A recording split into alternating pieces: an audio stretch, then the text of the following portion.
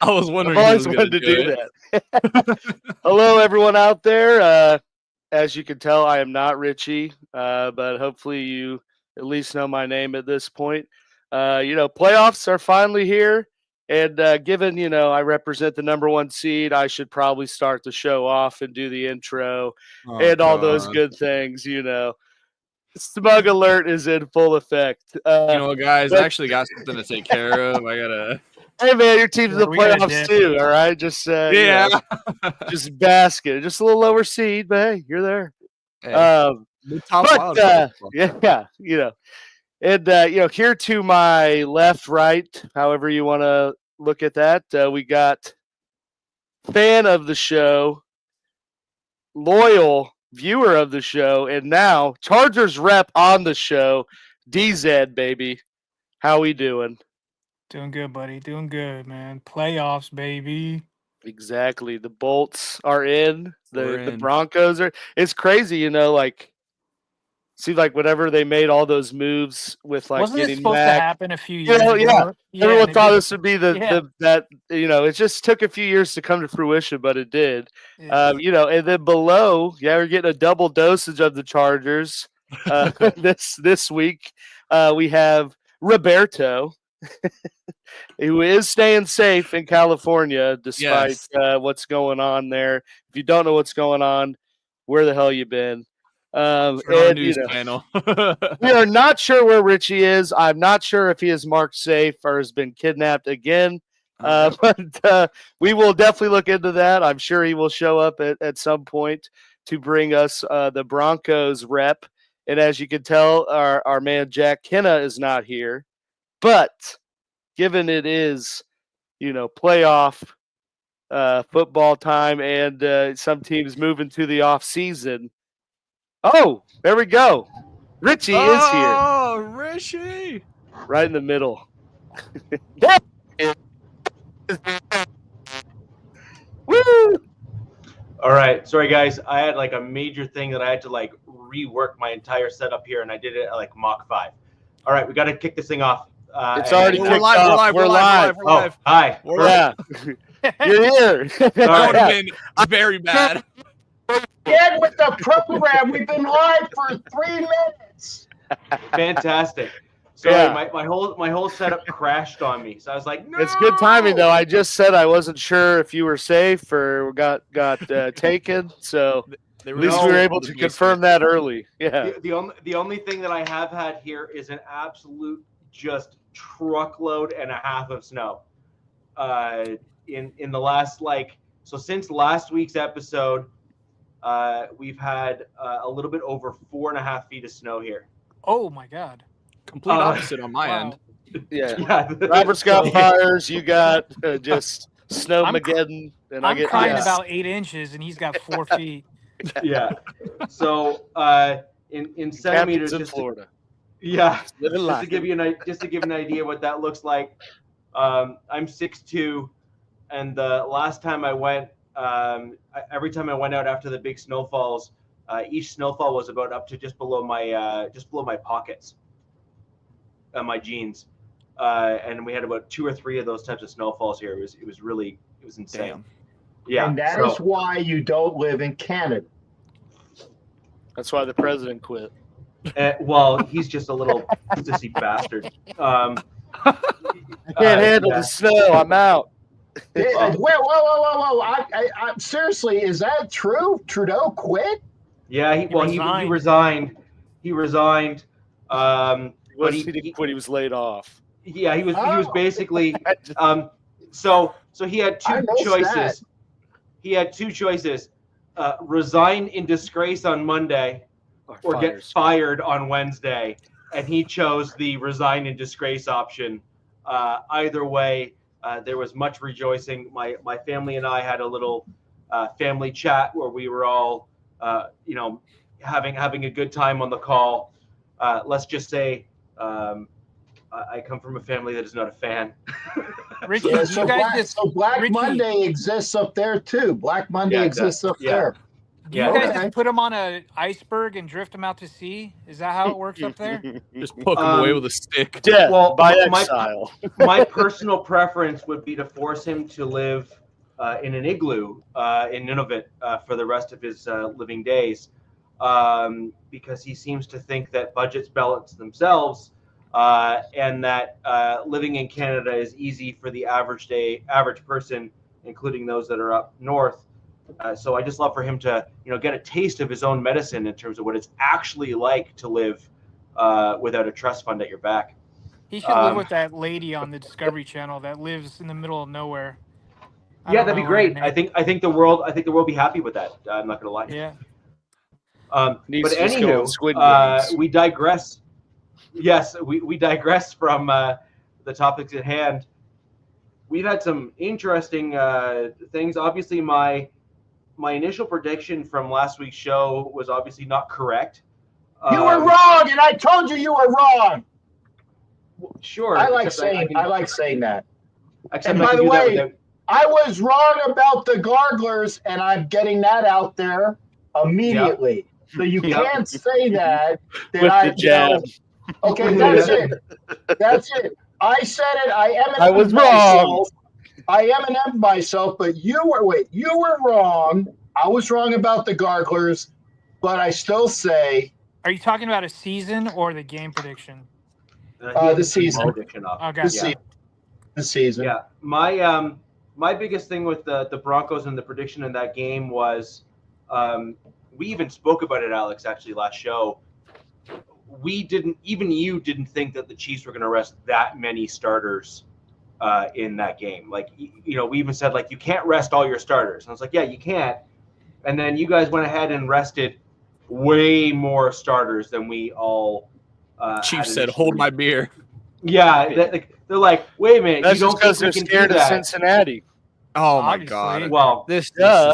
is the stupidest. I'm not even I a don't- Chiefs fan, and that's the stupidest I argument know, I've ever but heard. dude, Bengal Bengals fans Twitter make. is just going berserk Insane. over it. It's funny. yeah, I It don't is think that's funny as hell. I don't think that's a real thing. I think the Chiefs are more looking at. We have a few lot guys of that are older banged guys. up. Well, Well, no, they you have know, I older looked guys at it and they're this, banged and up, right? I know I said it last week, but they were coming off of playing 3 games in 11 days. This Yeah. is true. On Right. top Yeah. of you had Chris Jones banged up, you had DJ Humphries, who they signed to be their, secure left tackle, banged up. You had Pacheco banged up, so it just made sense, with there really nothing to do. Like everything's already locked up. Why not? And I mean, they've rested guys before. Definitely not. I don't think to that magnitude. Of just so I think there was about 10 people that just outright did not play.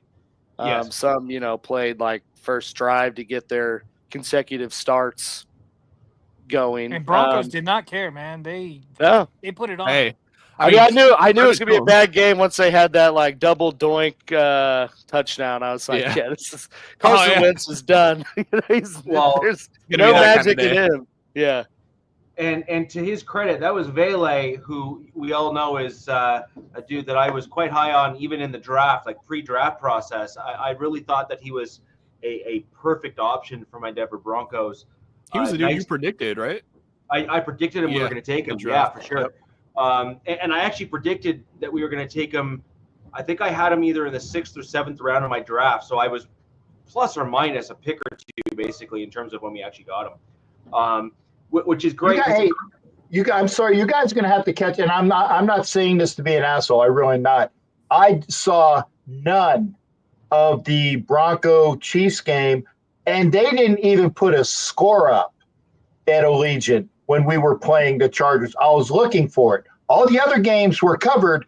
So I actually, and by the way, have you guys seen my scooter? It's awesome because you can go from the hotel to the game and back. Don't have to worry about an Uber, which you try getting an 88 Uber in Vegas. You're going to be waiting about an hour and a half. But my mobility device will go from my hotel to the game and back. And I can, and trust me, it's got got some power Got to some it. torque now. Oh, dude, Deck it's it out awesome. on Raiders Yeah, gear? Some torque. Captain, is it decked great. out? I mean, roll around Oh, the Como. Go on my Facebook and Instagram, and it is all airbrushed, rated out. I just Oh, picture yeah, like I'll Waterboy, have to check that like out. Waterboy with his lawnmower. I just like Cap with a little It- scooter, just going 40. It can go. It can go. I don't know. I don't know about the red. I don't know about the red. Waterboy. Outboard thing, but mine can actually fly at the when you put all the was when you charge it up. But yeah, and it saves yeah. There you go. When you save the money off the Uber and whatnot, I can fly through. It's all it is going sidewalk and overpasses, elevators at work, and then you take a tram. Dude, I can be in the stadium in about 20. I think it was like 25 minutes from my hotel down to the Allegiant. Going all the way with all the little ups and downs and whatnot. 25 minutes is not bad considering that I'm driving and taking some routes. So, it's awesome. And I don't have to worry about transportation. And I'm rolling, baby. I'm like, on your left. Hey, get your head out of your ass. You got a horn? No, yeah, the horn sucks. I need somebody that can get me. Get you a musical one. Like, You gotta get a bell. I need one that actually is like one of those nice diesel horns. You want an air horn.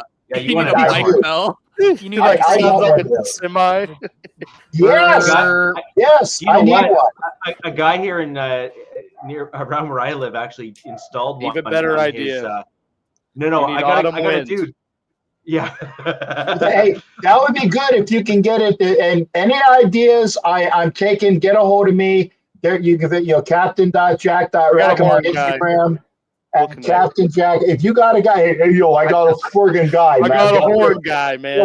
It fell Tony, off the effing truck. You know what I'm saying? It just fell off the truck. Captain Jack, I have the website. I'll send it to you of a horn. They have electric horns that would work for you, but they primarily deal in like diesel horns and like train horns that go into trucks. But they do have electric ones that would work for you. Dude, I'm there. DZ, and notice I said it correctly because that dude. DZ, I love you for it, brother. Yeah, That'd be great. Man. Yeah, I'll send it That's over. fantastic. Hey, I'm sorry. I don't know what the hell I was talking about. I made a Captain Jack rant. I'll give it back to you, Rich. About the game. I had no clue what happened. Is there a mute button? No, just kidding. So let's go over and talk about the Chargers Raiders game, and then Alex, we can jump into the Chiefs Broncos briefly, and then it's probably best that we then kind of jump right over into kind of what's to come. So quickly though, before we start with the two Chargers guys here, Dzad and Robert.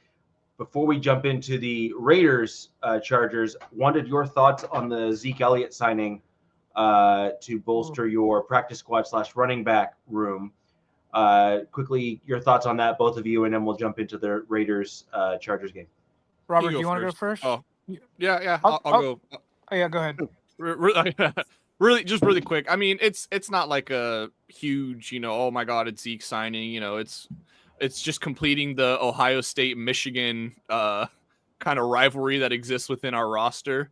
Yeah. But it's a come playoffs, you're gonna need bodies. Guys are gonna get hurt, especially at the running back position. Obviously we have JK, Gus Edwards, Vidal, Haskins, so just another body to have. We'll see if and what he contributes, but I'm not like expecting anything. And, if he gives us anything, it'll be a positive. I have a little bit of different take with it. And I think it has to do with the Raider game, not primarily just the Raider game. From what I heard, fans there was like only two backs being used in that game. That was Haskins and JK. Supposedly there's some fans at the game and they saw Vidal was getting chewed out on the bench. And yeah, he's I did hear rookie. about that. Yeah, so that's kind of like, and he's a smaller kind of scat back. And then Gus didn't play because he's been banged up. He did come back to practice, but he's probably not 100 on that ankle. And what happened during that game is I think we tried to rush it in 3 times on the goal line and didn't get And it. you got snuffed. And Sorry. we got snuffed. Yeah. Yep. Great job. Zeke By Elliott wouldn't get snuffed, dude. So I think they saw could be him it. out there, and they're like, okay, we can have this guy for 1 yard. And then another thing is he's a great pass blocker for those He 3rd is. and longs. Yeah.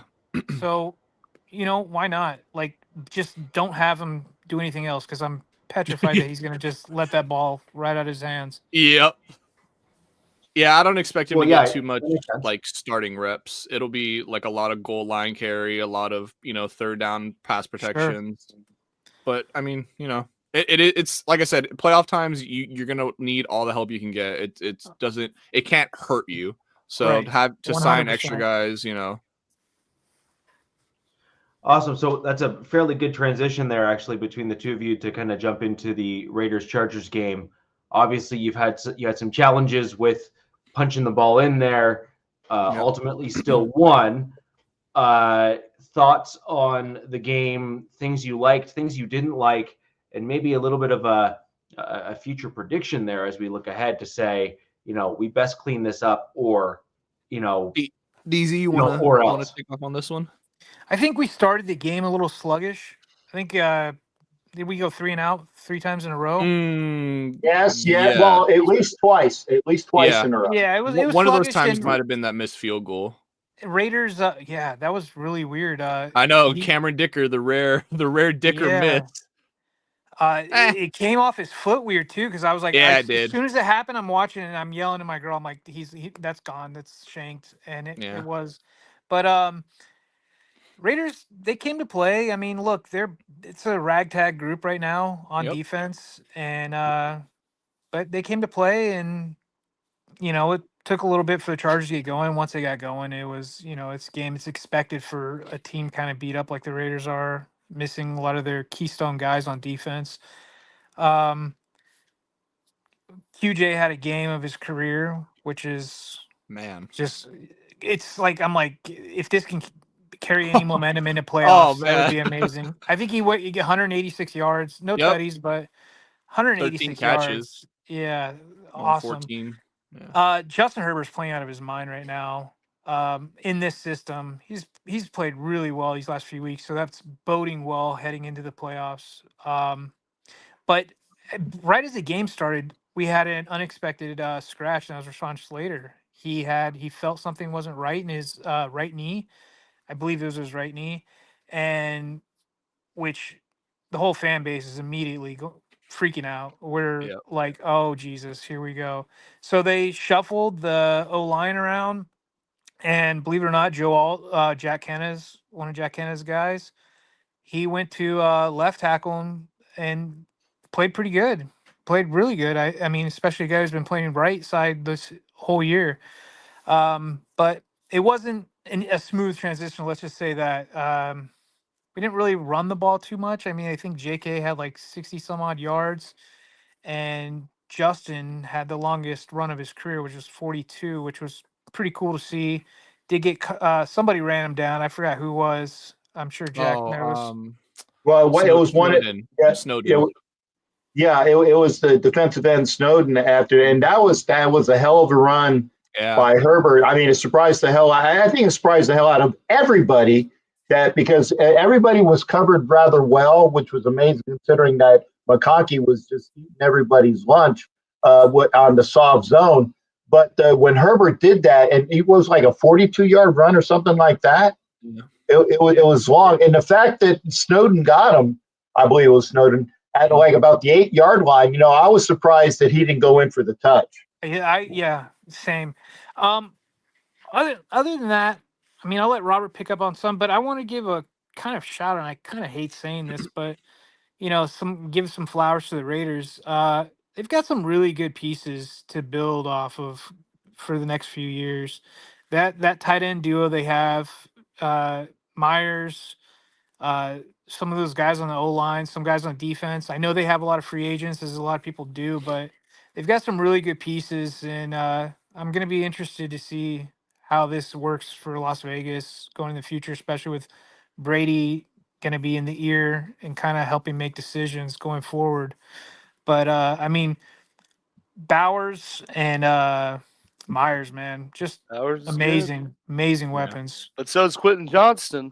I mean, Yeah, My man. dynasty pick. I think QJ caught the whole Raiders defense by surprise. They're like, "What the hell is going on?" Like they were probably just as shocked as the whole Charger fan base. Well, to be when you honest. saw him make that like kind of diving one-handed catch on that go route, and you What? saw him come down with that, that's when you knew like, oh, okay, so he's gonna have that kind of day, huh? So like Yeah. he's feeling himself today. Yeah, I mean you Good for pretty much. him. No, honestly, yeah, he deserves it. He's caught a lot of flack over, obviously this year and obviously last year. I think a lot of the guys on this team last year, you could just see the difference in play. One of them being Derwin James. I mean, that guy, from what he looked like under Lynn to what he looked like under Staley, and now what he's looking like under Minter, we're seeing a lot of that 2018 rookie Derwin again, where he's playing in the box, playing up on the line of scrimmage, going after the QB, doing what he does best. He's a physical specimen. So, let the guy, if our pass rush isn't that great, and it really hasn't been, Bosa and Mac have obviously Mac is, the decline is eventually going to come, and it definitely came this year. Yeah. Bosa has always been kind of, decline-ish. His biggest thing has just been health, but, having Derwin blitz, kind of like an extra blitzer. I think he's got like 5.5 sacks on the season, I want to say. And I mean, he's got that as a safety, that's he has pretty more than Bosa. He might. It's either more or like the same, but yeah. same. Robert, there's an easy solution to Bosa for you though. What, cut him? No, you just need to start sending him Guinness so he drinks man drinks instead of waterboard him in seltzers. Yeah, like Smirnoff Ice is not a man's drink. I'm sorry. Like it is basically Bosa and all of the college sorority girls drinking the seltzer drink. So White Claw, that says it all right there. Yeah, that's disgraceful, man. My solution is to send him Guinness. He needs to make up the time. He needs to sort himself out, and then he will be good again. It's all good. Yeah, that is the solution. Yeah, if he somehow goes back to his 2017 form, I will do whatever it takes to see that. But unfortunately, I don't see Robert, that happening. I'm glad you brought up Derwin. I feel like he kind of gets overlooked. He does. Dude is he's an animal. Like he should be an all-pro. I'm sorry, like Kyle Hamilton's good. I know some of these other safeties in the league. I mean, Derwin is just he's the leader on that defense. I think it's because he's not playing deep at all, really. Yeah, like because he's had some games for injuries, but like for the most part, he's down in the box, which a box safety is nuts to begin with, especially the guys you have to go against. I mean, he's taking on tackles and tight ends and stuff. But like there you go. Bosa 5, Derwin 5.5. So yeah, he's got half more than Bosa. I think that says a lot when your safety is the dude. Salute to Coach, by the way, for that. Yeah, Mission Coach. He's your guy in the chair right now, dude. Yeah. But yeah, he's the call a friend. But yeah, so basically just continuing on with the game. Obviously, the Chargers go into the playoffs on a 3-game win streak. That's obviously a great sign. You always want to go into the playoffs hot, and this offense is certainly getting hot at the right time. I understand the level of play we have been facing, or the teams that we've been facing. The Patriots, the Raiders. Obviously, the Broncos was a good win, but Patriots, Raiders, 2 of the bottom barrel teams. So. But it's just confidence. It's confidence for the team going into the playoffs. Your first matchup is against a kind of limping Texans team, so I think it's good for us to have this winning streak going into it. I'm not going to buy into that, Robert. No, I'm not going to buy into the Texans team. I don't see it. I don't say that to be like, oh, it's going to be an easy win and we're going to stomp. But that team is like. Just not even trying to be, arrogant or anything. Don't make me do my characters like I do on my other show. Oh, because no. I'll do characters. Well, you don't have the Tennessee guy, you don't have the Dallas guy, and we ain't talking about that Detroit guy because he speaks French. But I will do a Texan guy just for all you bastards in San Diego or San Angeles, wherever the hell you guys play anymore. Okay, I'll do that for you, Robert and DZ. I'll Alex, y'all in For the Canada. hole. Screw it. Don't do it. Don't No, it's all. It's all. All is king. All is king. And so are the bitches in Houston on the strip tease. Just saying. Baby. There you go. I'm here all show anyway, but I'll take this off for a minute when we talk about the guy. Bet. Whoa, Cap, where'd you go? I'm here. Yeah, well, it was an out of body experience. But hey, if I can throw those characters in there. By the way, Wild West is preceded by NFL Nation Live, and you can get all of those characters. Although a lot of them are out for the playoffs, so we'll see. We'll see how long the Texan guy lasts. But go ahead, Robert, and finish your bullshit about the Garglers. So yeah, I saw it more so as, this team moved up or kept their 5th seed from the 6th, obviously, once the Steelers lost. So that's not a reward, but you're obviously facing the easier opponent because I think everybody agrees they would rather face the Texans than the Ravens. And not having to go cross country. And not having to go cross country is a big deal. So, that was obviously the big side of it. The Chargers just did but what they have done all season, and it's why they've sustain this level of success this early on, and that's control the clock. It's control the ball, maintain possession, and it's what they've done these last 3 games, this 3-game winning streak. I actually looked at a stat, and it's actually insane. I mean, not that it's a surprise to anyone, but 9 of the bottom 10 teams in turnovers made the playoffs, and the Broncos were actually 12th. So you could say 10 out of the 12 bottom least turnover teams all made the playoffs. So, I mean, it just goes to show it's something as simple as don't turn the ball over. Yeah, ball security, and you can go a long way with that. It is you have a quarterback like Justin Herbert who protects the ball, but he also can make those deep plays, and the defenses have to respect that deep throw ability because he can at any time take the top off the defense. Question on that stat, Robert, just because I'm curious. Just, stats are sometimes misleading, and I think it's just important to kind of know what that represents. Turnovers, is that offense turning the ball over, or is that the net turnover differential that you're referring to? I am referring to it is net turnover differential. So net it is. I'm actually surprised with that because the Broncos defense have been, if not the best, like top 2 in the league at defensive turnovers. Actually, I'm sorry. I think that's only offense. Yes, you're right. It is only offensive turnovers. Yeah. So on offense, the Chargers have obviously, because you can't control, because I think we actually had a fumble recovery that we then fumbled back, and that counted as one of our turnovers this year. So, it's kind of hard to put that on the offense, obviously. So, but you're 100% right. Good call on that. So yeah, it is, just straight offensive turnovers, and it's from night and day from last year to this year. Robert, obviously, was Justin's last interception against the Raiders or the Patriots? No, it was the Broncos. It was that was his 3rd? Yes, because if he would have stayed with 2, then he would have been tied with Rodgers for like the record, NFL record. Yeah.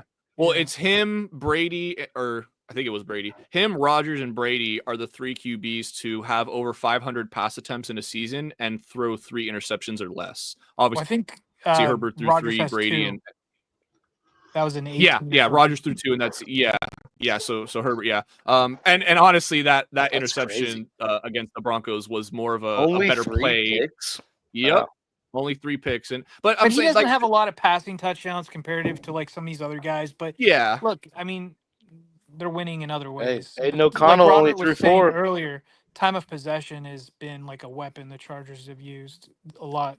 Damn, Lamar only threw 4 too. Yeah, I mean, this is why everybody's saying Lamar should be MVP because he has all Lamar's those touchdowns. Playing out of his mind, man. It's tough for me to give a 3rd MVP to a guy that has never been to a Super Bowl. But that's a whole separate argument. I'll get into that later. Yeah, I agree. Just rounding out, you were talking about the pressure. This game felt very similar to the first Raiders game we played, where it was kind of gruggy in the first half, very close, typical divisional game between two division opponents. Like, you know, I think a lot of Charger fans were a little bit PTSD'd on this game. Like, you know, Quentin had an early drop, and then there was another. Or I'm sorry, not a drop. There was just a few miscues early on, and then Herbert gets sacked early on. So there was just a lot of things that happened in the first half that kind of gave Chargers fans a little bit of pause. But, you know, we continue to play our game. Henley gets a perfectly timed interception right before half, allows us to get another 8 points with the 2-point conversion. Herbert on that throw, by the way, breaking every cardinal sin for a quarterback, rolling out, throwing across his body in the middle of the field.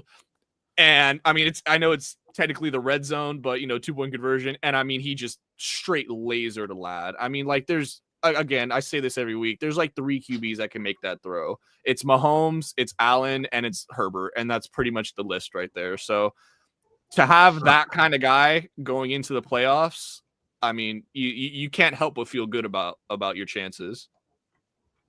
I agree. Well, if you want to have something from somebody who was actually at the effing game and watched the effing game live and not on TV. Oh, let me see. Is there somebody on the panel that, oh, yeah, it's me. It's me. Did you bring your broom? Because I'm trying not to swear, I will just do this. New Year's resolution? No, I'm just trying because I know that they try not to on this show. And other than by the way, I dropped so many F-bombs on my escapade out. Trying to get sponsored by PBS. So, yeah, let's keep it short. Okay. I'm just saying, by the way, I'm sorry that this camera is the best one because then you get a side view of me with that. But anyway, I was at the game. And as Robert was saying, this was a very nip-tuck game.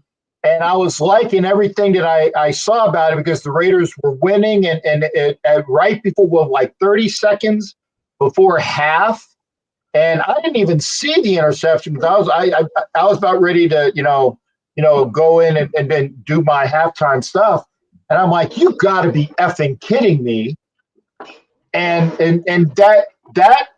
that interception and the subsequent points was and I'm going to say it, you can tell me that I'm being fixated on BS, but the way the officials called that game, because my other friend who was at the game, by the way, in the other end zone and got on the back judge for the way that he did and did not call flags on the particular teams that were there, really screwed us on that, okay? It was nip-tuck. Good to see you there, Jack, by the way.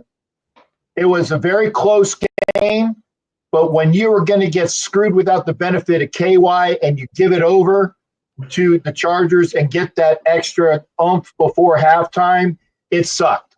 It sucked. But like I said, as you were saying, it was a game that the Raiders came out and were playing. And remember, with depleted rosters, I think we played well in all consideration. But again, the Chargers were a better team this past Sunday, but not by that much. So again, it's and I appreciate the fact that you say that we have a building blocks, and the point is how many of those building blocks are going to be there after what happens to be determined with the head coach for the Raiders. I'll just leave it at that. We'll see what happens. That's a good point, but I did try to mention most of those rookies, but that is a good point. They could be trade bait as well. Well, no, I think it's going to be, does Max want to stay, or is Max a trade casualty for somebody who wants to give up 2 1s and maybe a 3? And then you get a lot of collateral for him. And here's the other thing. Do the Raiders want to trade up in this draft for a quarterback that I wouldn't go for, other than Ward? Me neither. Other than Ward, like I said, and Ward and Shedeur Sanders really, like, they sucked. They suck in their bowl games. If you're going to get a quarterback in this draft, I say get Jackson Dart or Dylan Gabriel and wait on them. But that's just me. They don't listen to me in Vegas because Tom doesn't have me on speed dial yet, but maybe he will. But Just bring again, a surfboard, and then maybe he'll listen to you.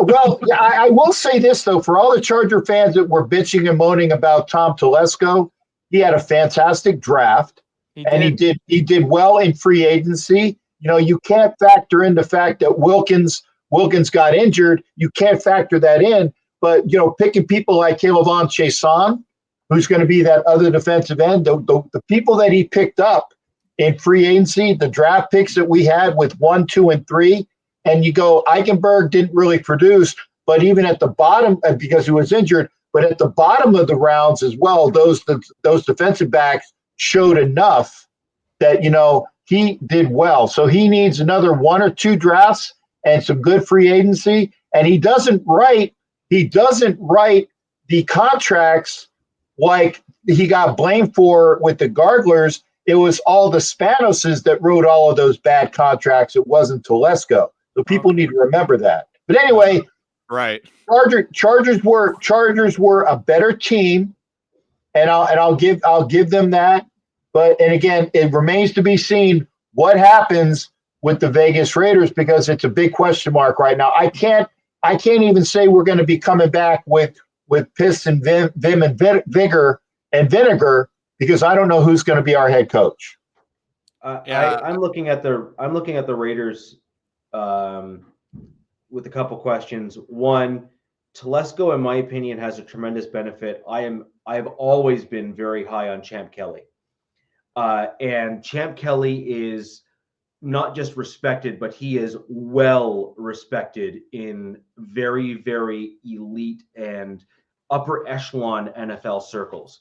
Yes, he is. And I don't know whether he's going to be there anymore. That's where I'm going with this, right? Which is, so you have Telesco and you have Kelly. So then the question becomes, you have to actually make a legitimate decision depending on what happens and transpires with other teams this offseason. Kelly will for sure he will be a GM somewhere else. Like he will be a GM. And so then the question becomes okay, so your comments there earlier, they have been well noted, and I agree. Yeah. However, who was responsible for pushing the picks that the Raiders actually got? So, for example, was Telesco the first round guy and then said, "Champ, you do the rest," or was this more of a mutual draft? So now Telesco has the benefit of maybe a personnel guy because that's what Champ Kelly really is. He's a great personnel guy, and who identified a lot more deeper talent that Telesco would be, for example, incapable of doing on his own. So the risk that the Raiders actually run here, and this is going to be an interesting test actually for your organization. I'm not just saying this as a, turning the knife into a divisional opponent here to kind of make a snide comment. But if you let Champ Kelly go and the Chargers Telesco is what kind of emerges for you as a result without that backstop of Champ Kelly there, you will know very quickly which side of which coin each of these guys kind of landed in terms of, who is the brains, who is the brawn, or who is the GM and name only kind of thing. And well, I would say, and great point, Richie, and I kind of knew where you were going with that. Champ Kelly deserves to be a GM in his league. And if somebody reaches out and says, "Hey, we got a job for you," he's going to be gone. And, it's unfortunate for us, but great for him because he deserves that, And I don't think the Raiders are gonna say, especially I think his contract is up. There's nothing that we can do about it. It's like when people were saying if Patrick Graham goes, we're sucking. Patrick Graham is gone. He did not take that contract extension, so there will be a brand new defensive coordinator, no matter who is the head coach. So there's going to be a lot of that upheaval within the organization. And Champ Kelly, I'm sure he did a lot on that draft. I'm sure he did a lot, but I'm pretty sure that Brock Bowers was a Telesco pick. That is all about BPA. And for all those people that were poo-pooing it, I still say that he was the best first round pick in the draft. because Hey, Cap. he broke every rookie record going. And as he's Richie and I, special, dude. He's and definitely special. Richie and I had the discussion. I think it was on my show when he came in. By the way, I have a show too, so come on over and talk to me. Anyway, there's a blatant plug. But anyway, the fact is, when you break records as a rookie, and Richie said, and I said he deserves to be rookie. Oh, that's an awesome looking dog. But he's not going to get the sniff because it's going to go to Jaden Daniels most likely. Yeah, I agree. And Even you know, Bo Nix has and an again, argument I think he's better than Bo Nix. And no, that's not me being an asshole. I just think that he did more as a rookie than Bo Nix did. But Bo Nix did bring him to the playoffs, so that's his positive. But Jaden Daniels is going to win this outright. But again, look at what he did as a rookie when you break every friggin' rookie record there is, along with the rookie record within your position group. When you break Mike Ditka's record, when you break Puka Nakua's record, these are rookie records. It should be an accomplishment. Yeah, he's going to be an all-pro Pro Bowler easy, but that's beside the point. But again, upheaval, and again, Richie, back to your point, if Champ Kelly goes, and we'll see, because I think obviously the Raiders will keep Telesco for another year or two, depending upon his contract, but we'll see if he is that guy, or if he's that guy that Gargler fans, I got to say it, because I can't stand your effing team. But when Gargler fans say that, I think that Telesco was one thing that the Raiders needed is a GM that has some damn pedigree. He's not Reggie Marbles McKenzie. He's not Mike Mayock, and he's not Ziegler. I don't even remember what his first name is because I want to forget him. The point is these guys didn't have any experience as a GM, and Tom Telesco at least did. He's going to get you BPA and experience there. But there you go, Richie. That's my answer. Captain, I have a question. How many do you know off the top of your head? How many players Tom brought in throughout the season? I don't. I really don't. But I gave you the examples of people that he did bring in and the positives that they got with him. Like you said, Caleb Chason was, that was one Caleb Chason was great. That he never brought in anybody. He never brought in guys that were injured. It was always just elevate practice squad. Our new GM has brought in Robert. I don't know, what do you think? 10, he brought in 10, 12 players. Well, yeah, we talked about this, about the insane stat that Tom Telesco made one trade to acquire players in his entire 11-year tenure as Chargers GM. He only ever made one trade in 2007 or something, early on in his tenure, for a no-name player, no-name linebacker. That was the only move he ever made to acquire talent. This is why we say Tom Telesco, yeah, he picked, BPA, and a lot of people say, oh, well, he drafted Justin Herbert, so he should get some credit for that. Yeah, Justin Herbert fell to him. As much as we all love Herbert as Charger fans, he was the third quarterback taken in that draft. Telesco, credit that he took him, but there also wasn't. It could have been Tua, and how far set back with this franchise. A lot of Charger fans wanted Tua too, and a lot of Charger fans wanted Tua. I mean, look, Telesco is gonna give you BPA. That is, I guess, his highlighted quality. You at least know he's not gonna reach early in the first round and get players that are just not worth it. He's either going to stay put and let players drop to him, and sometimes that results in, Brock Bowers or some good players falling to him, and he gets lucky, like Derwin, like Herbert. And then that also means that he's going to pick some busts, like Jerry Tillery. Like Melvin Gordon was kind of a bust, but you took him third overall as a running back, and he really didn't do much. I'm going to consider that a bust. I mean, was almost ready to say Zion Johnson, but Harbaugh might have saved that one. So I'll give him the pass on that one. But yeah, I mean, I'm not even saying this as a petty Charger fan or anything like that. I truly am saying this as football analysis. Tom Telesco does not know how to draft after the first round. So, okay, hey, and we'll find out. Yeah, 100%, 1,000% we will. Maybe he turned a new leaf in Vegas.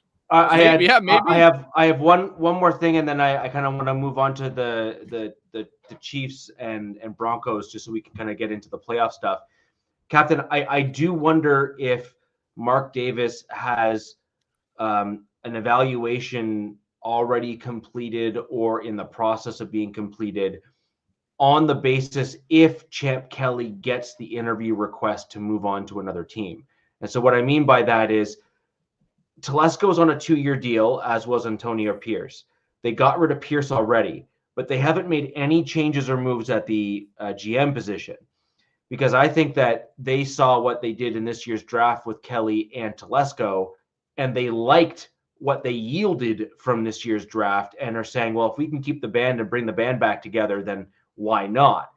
But I do wonder, and this is what I'm actually thinking here, is if Champ Kelly was the guy that did the legwork and he was the guy that kind of put the guys on the board and the front office, or ownership rather, when I say front office, I actually mean ownership in this regard, knows that Champ Kelly was the real kind of guts behind it, and then Telesco just helped them maneuver and kind of make the right choices at the right times, maybe as like a seasoned veteran, to your point, like, you know, having a captain that sailed on many ships at this point, you know, in the building. They might opt to then say, do you know what, we were hoping to keep the two guys together, but we want the talent evaluator because we are a team that needs to acquire and accumulate more talent on the roster.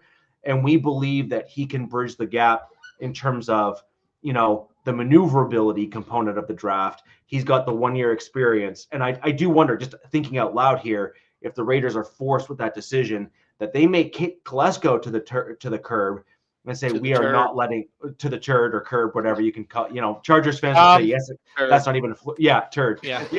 And I do wonder if the Raiders are playing like 3D chess almost, like in terms of the way that they're working. The other component is Tom Brady, and you know, how much involvement is he going to have? And you know, he can have involvement. We all know Mark Davis has a infatuation a little bit with the Patriots, and you know, chasing that Patriot way.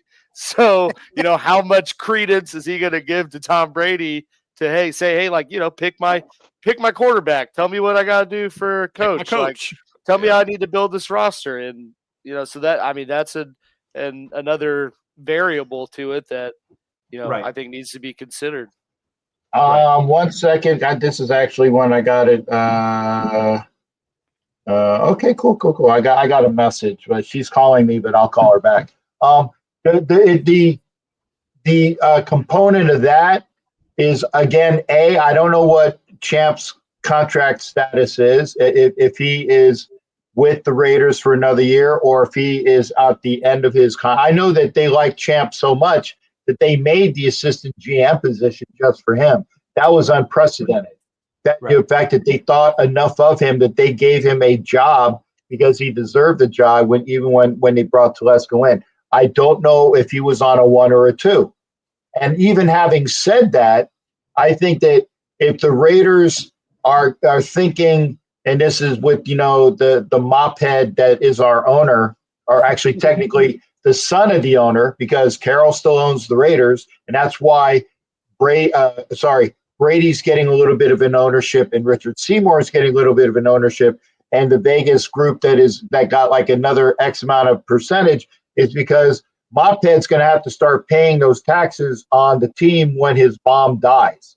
And this is my thinking on that, but I would think that I am actually thinking positively and you know, getting the shit lined up. He's going to need money, and that's why he has all of this other money coming in, because he's going to have to pay on the team. And Givens is a friggin' lawyer. He can tell me about whatever the thing is. When you inherit something, you got to pay a lot of money especially for something that has that much.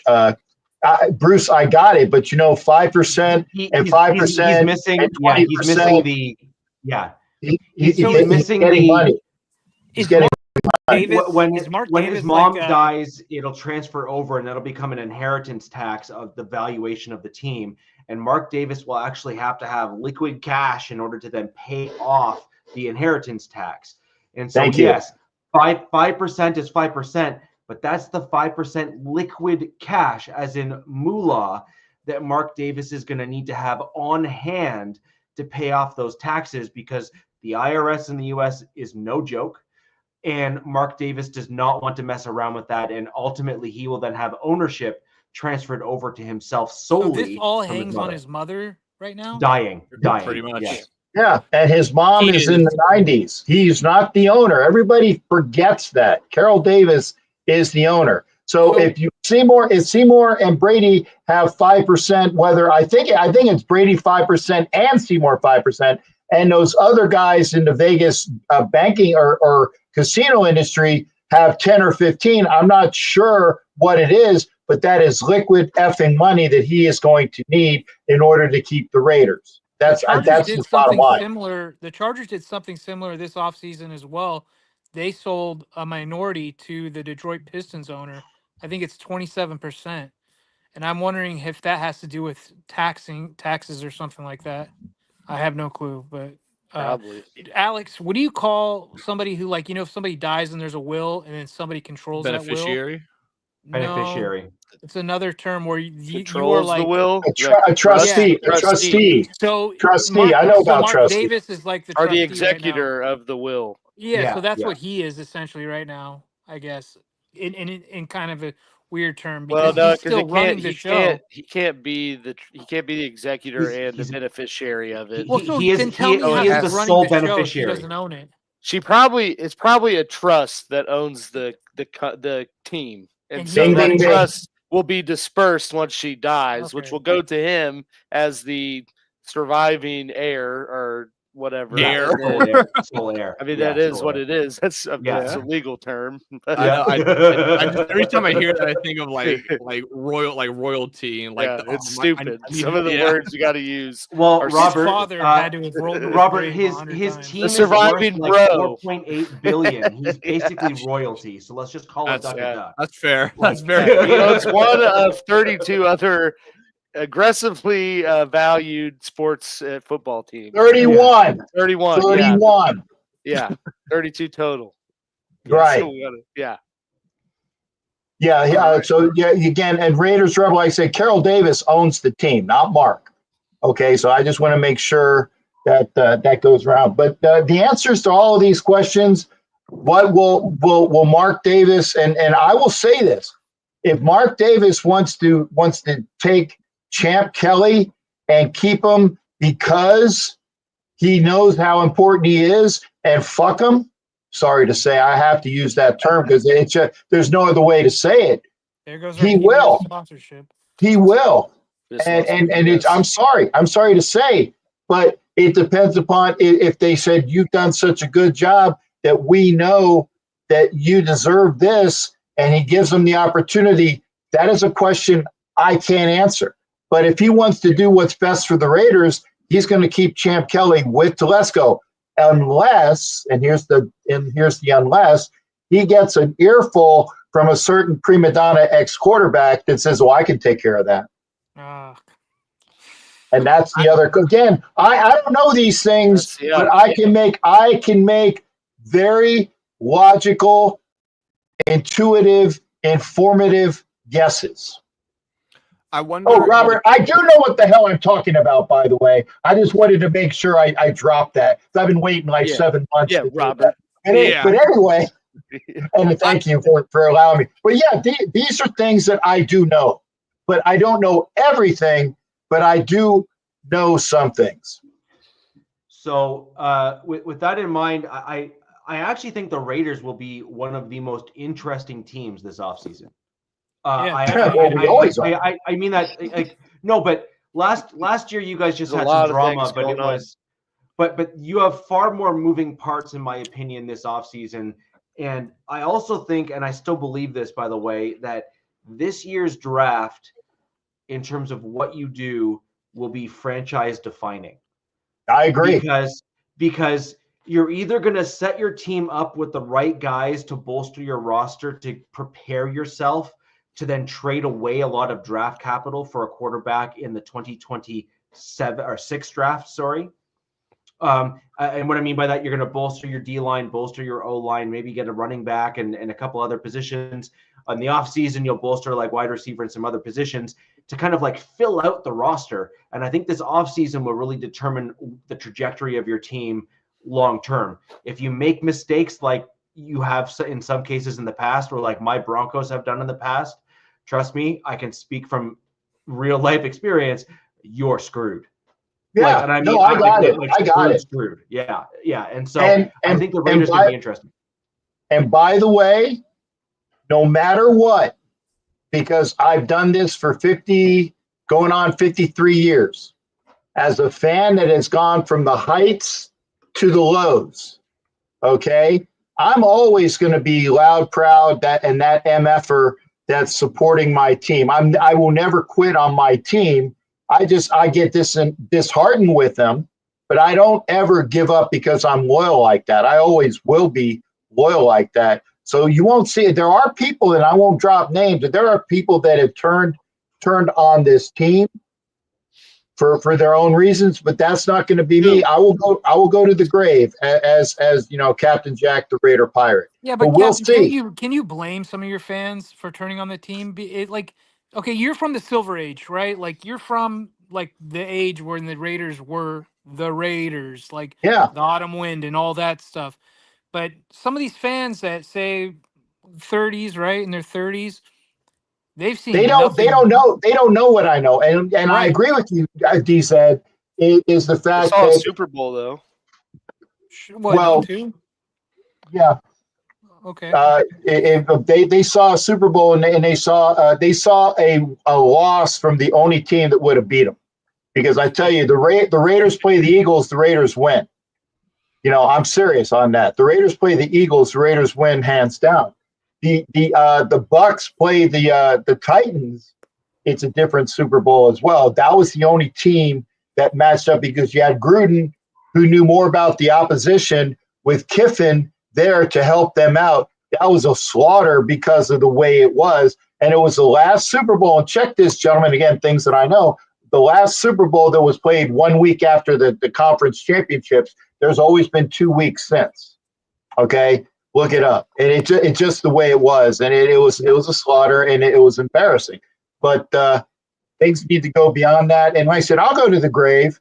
But yeah, and back to your point, DZ, when you don't know about the things and all you've seen is continual losing for the most part, aside from a couple hiccups where, you go to the playoffs and you lose to the Texans, and you go to the playoffs and you get effed by an official on a whistle in Cincinnati, and Cincinnati ends up going to the Super. Yes, like I said, it really effing exists. Whistles that screw over games, Givens. But I digress. So when you see that, and that's all it's easy. It's easy as a youngster, and I think that other than Richie Richey, I'm here with youngsters, and Givens is at least somewhat, an adult, and I don't take offense to that, Rob or DZ, but as far as age here, okay. When you are of that mentality in that age group, you're like, screw this. I'm going to go root for somebody else because the loyalty and the bonds and the winning hasn't come into you. So I get what you're saying, DC. I do. I get what you're saying. I'll be 41 this week. I was going to say, I definitely think DZ's older than me, but I'll be 41 this month. But but still, it's still young though. It's still young. Sure. I don't feel young, but I'm sure. 31. DC's like, thanks. Yeah. But Wait, I say 32. this kind of like with how you're saying some fans are kind of like, teetering. And I was thinking about this when the Chargers moved to LA, because like there was 30 seconds where I was like, do I even still support this team as being a longtime San Diego fan, right? I was born and raised in San Diego. And I thought about it for like 30 seconds, but I live on the East Coast now, and I was like, I'm over it, whatever. Like they just moved up the road. But a lot of fans jumped off, and now they're bailed. They bailed. And now they're anti-Chargers because they hate Spanos because he moved them out of San Diego. And you can say whatever you want to make yourself feel better, right? But the Chargers, while they've been in LA, have been teetering because it's like, look, man, LA's a big market. They don't want losers there. Like it's a winning city, or kind of has that, that quote unquote feeling, right? You've got Kobe and the Dodgers, Hollywood, the whole nine, and they're second fiddle fourth, fifth fiddle in some terms and how in teams rankings. So it's like I Yeah. think the Spanos saw the writing on the wall and they're like shoot, like we got to do something. And I think when they brought in Harbaugh, then they built the new facility, the Bolt, which is amazing, and they're like, we got to start winning. We're gonna be winning, or we're gonna have to get out of here. We're gonna have to bail in LA, but which I don't think can happen anymore. But It's so funny you say that, DZ, because that was my exact mentality. Like after we fired Staley, I was very like, what is this team gonna do now? Because whatever we do now is very it's gonna dictate how I feel about this team. And real quick, you just made me think of something. I lied. I 100% lied. I thought about leaving. Alex knows this. I thought about leaving the Chargers twice in my life. In 41, I've been a fan. I count since I was 7 years old, since I could really understand the game of football. Yep. Yeah. So I'm not gonna say from birth because that's BS. No, yeah. Unless you're Jim Harbaugh, who remembers his birth. Hey. But after the Staley and Telesco thing, I think I said to many people, I'm like, dude, if they do not fire Tom Telesco and Brandon Staley, I'm done. I'm not rooting for. I'm done with this team. Yep. And sure as shit. Oops, sorry. They fired both. It's not just me. They fired both of them, and it reignited my fandom for this team. Yep. Because it was wearing 100%. thin. It was wearing thin. Like Dude, it was getting it was getting mundane. I watched how they treated Rivers, like how he just went off to go play for the Colts and stuff. Yeah. And like some of this stuff, and I'm just like, come on, man. And this, what they've done with this Harbaugh and who Harbaugh brought in and stuff. And yes, I know it's only 1 year, but I'm telling you, it's got me going. It makes me feel like a 20-year-old again. Yeah, that's been one heck of a turnaround. I mean, you look at how last year was to this year. 5 wins to 11. And I mean, it's not like it's not like you spent $50 million in free agency and made all these aggressive moves. Like you just got the right guy. Yeah, I mean, I think they have spent the third most on defense. Those pay cuts that Bosa and Mac took helped a lot. Yep, and I mean, there's a lot of stuff, and the future looks good, and the future looks good in this division. Yes. And then now, it's gonna be crazy. How you feel like saying in Jack's shoes, right? Like you could half glass full or half glass empty for them, because there's two ways that organization go, and I got a feeling, even though how he feels about Brady, I think Brady's gonna really help out that team and with his input, and it's gonna be crazy. And I'm here. That's directed at me. I'm sorry. That's directed. I know. Yeah. But So, New year. I'm excited for the AFC West to get going again, because the AFC West back in the day was a damn good division, and they're always a juggernaut.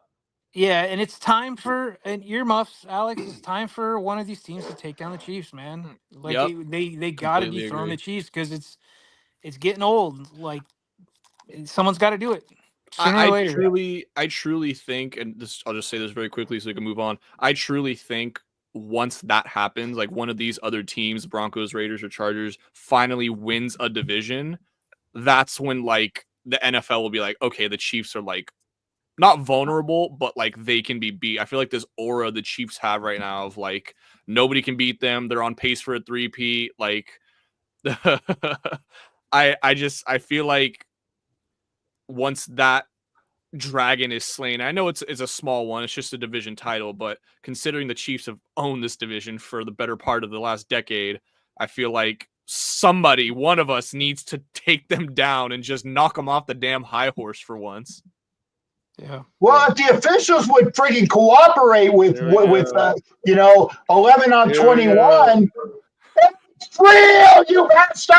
I kept it at bastard. So the best news I heard is Spags. I do know my dad interviewing for a head coaching job. Yes. I pray to God. Yeah, he's interviewed, I think, Jets and Raiders. Oh, go to the Jets, please. And Jets interviewed their assistant GM as well. So I mean, it'll be Spags going to the Raiders. First, I'm hearing about this. He interviewed with them, or they requested to interview him. Oh, okay. Yeah. Again, I've in my own little world in Florida where where it's warm. Sorry, and there's no fire. And again, blessings to all those that have to go through that. I don't say that facetiously. Blessings to those that don't have to go through a fire and snow. And but again, it is going to drop down to below freezing in Florida today, which is iguanas are going to be dropping from the trees. Yeah, well, I don't live down in Miami, but yeah, the ice gets over. But again, I don't know what the hell I was saying. Sorry, but yeah, to all the points, I agree.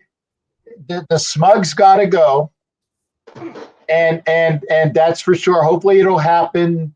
But I will say this: if it doesn't happen the first round that they play in, which is round 2. It's not going to happen. The Smugs are going to the Super Bowl. You got to get them. You got to get them that first game, because if they go beyond that, the officials will make sure that they go all the way through. And it's unfortunate. I'm not even going to go to the official thing there. I just think that at that point there, the Chiefs will then be in both a rhythm, and they will have pulled the right things together as a team, where I think that's just kind of like good luck stopping the speeding train with, a person on the tracks sort of thing. Yeah. I just think that it's going to be kind of one of those things. With that in mind, Alex, I don't think we need to spend a whole ton of time on the Chiefs Broncos game, because I think it was kind of, in some regards, self-explanatory once you kind of found out what was happening. Yes, Ed, there are some text messages with, we'll call it, similar language in it. But I didn't say it. I just did this. Yeah. So yes, you can have those discussions all throughout the chat, and we will make sure that Jack has those appropriately relayed to him in terms of your thoughts on it. But with regards to the Chiefs Broncos game, I think once the Chiefs effectively announced that an additional 4 to 5 guys were not going to play in the game at all. I even posted on X. I said, yep, this is not the game that I predicted on the Wild Wild West. This is a different can of worms, because I truly did think that the Chiefs wanted to keep the game competitive to potentially knock the Broncos out. Honestly, honest to goodness, I thought that was a thing. And I thought that the Chiefs would want to have your guys play to keep kind of, you have a huge gap between game A and B, and you want to try to win. Yeah, that's 2 weeks, 2 full weeks. Yeah, and so that's a long time to rest a lot of guys, and I thought that you guys were going to want to keep guys just in that rhythm, in that, there's such a body callus that you get from playing football and contact sports, that if you stop playing it even for a short period of time, that you do run a legitimate risk of getting guys hurt. You also run a risk of getting them hurt playing them, and then not having them for the playoffs. You're not going to play the guys that definitely need rest, because you have to give them rest. But for the guys that are the younger guys. Yeah. And again, that's why I asked the guy that was on when I'm rolling around on my scooter, and I see this guy, I see Bailey, and I know who that is, and I'm going up behind him. I said, "Hey, champ, how'd you guys do today?" He said, "We kicked ass." And I didn't catch the score, but I heard the 0, and I didn't hear what the score was, but I heard we kicked ass, and I'm whizzing by him. I didn't hear the first. I'm like, you got to be kidding that it was that bad. I understand resting players, like you said, the guys that are injured or on the verge of injury, that really need the rest. I get it. Okay, they can afford the 2 weeks because it's better for them healthy wise. But when you get out of your aura, or you're getting out of your routine, and you're not injured, and you need to have the not the pounding but the contact, that'll be something that will have to be looked at. I agree, and I think the other thing to keep in mind, and Alex, you probably agree with this for sure, knowing that who you saw play and how they played versus more competent starters and stuff. This goes to show that despite the fact that it's not like every single person that played is certainly an NFL caliber player, okay, no question, but this does prove that there's a substantial difference between the first string and the second and third string players on every single NFL roster, including the two-time Super Bowl champions Kansas City Chiefs. Right? Like this is a thing, okay? Like it just is. And so for everyone that keeps on saying, "Oh, we'll just go next man up." It's like, no. I don't think you quite fully understand this. It is not that easy. It is not that simple. There's a reason why they weren't the first man to begin with. So just stop it. Right? Like just stop it. I know. I always hear people talk about that next man up mentality, and I get it. Like you have to have that mentality in the locker room because you just have to give the guys the confidence. But these dudes have to know. Like, I mean, there's a reason I'm not starting. Especially in some teams, unless they just know that they're like in position to be starting. Some teams design their teams with developmental players, right? Like. Back in the day, wasn't it like Green Bay, right? Like they build through the draft only. So like next man up for them are dudes that are like a couple seasons away from starting. Correct. You know what I mean? There's like not that many vets on their teams and things like that. Yeah. I didn't really watch your guys' game because once I saw the starters out, I was like, yeah, no, I'm not going to watch this complete shellacking. The hell is that? I got to ask. I don't know who is that Richie? I mean, or Alex? That's not me, man. That was not me. That's Richie. Well, out of 5 of us, one of us is muted. It's Richie's the evidence speaks for itself. Yeah, I just noticed He's that. Like, give it up. Yeah, looking at that, smug smile. He's got a Kansas City smug smile on. It's him. Hey. That was those are the 2 young puppies upstairs that are clearly not behaving particularly well. Unfortunately, see, that was my dog earlier. He was picking his bones up off of it's a kindling container, and it makes the loudest noise. I'm like, shut the fuck up, man.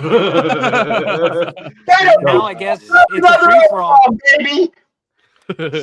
So anyways, there's not a whole ton really to speak of in the game. There was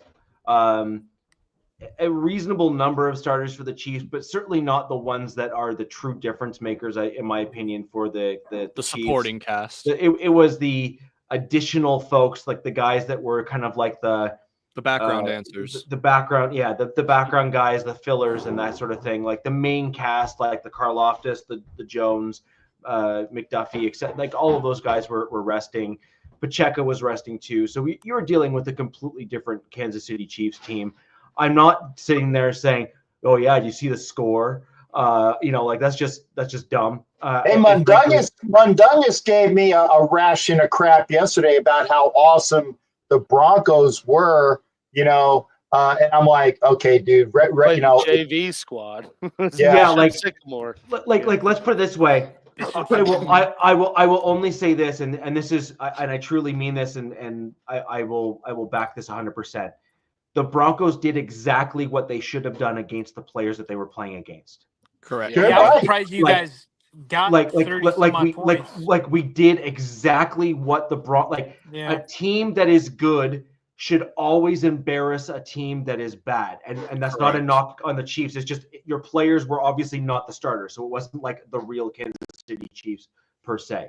So a better team should always outclass. No, but like a better team should always outclass. Should always outclass a worse team.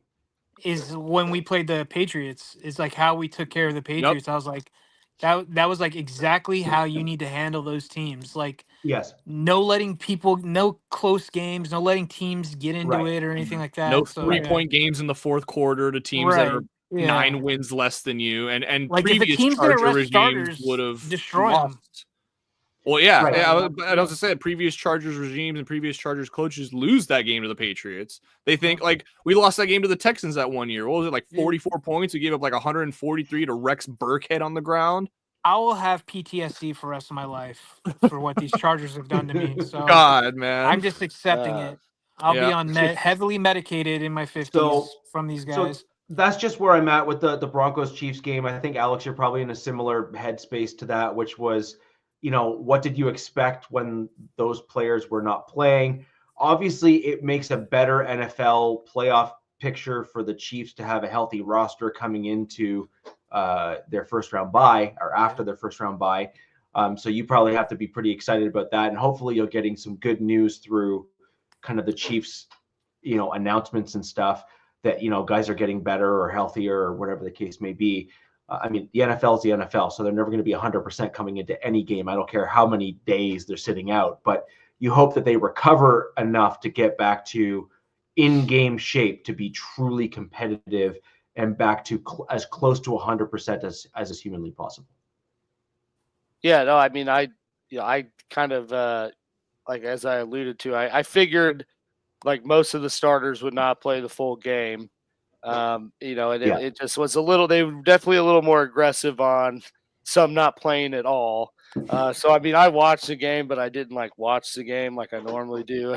Sit there. Watched it. Yeah.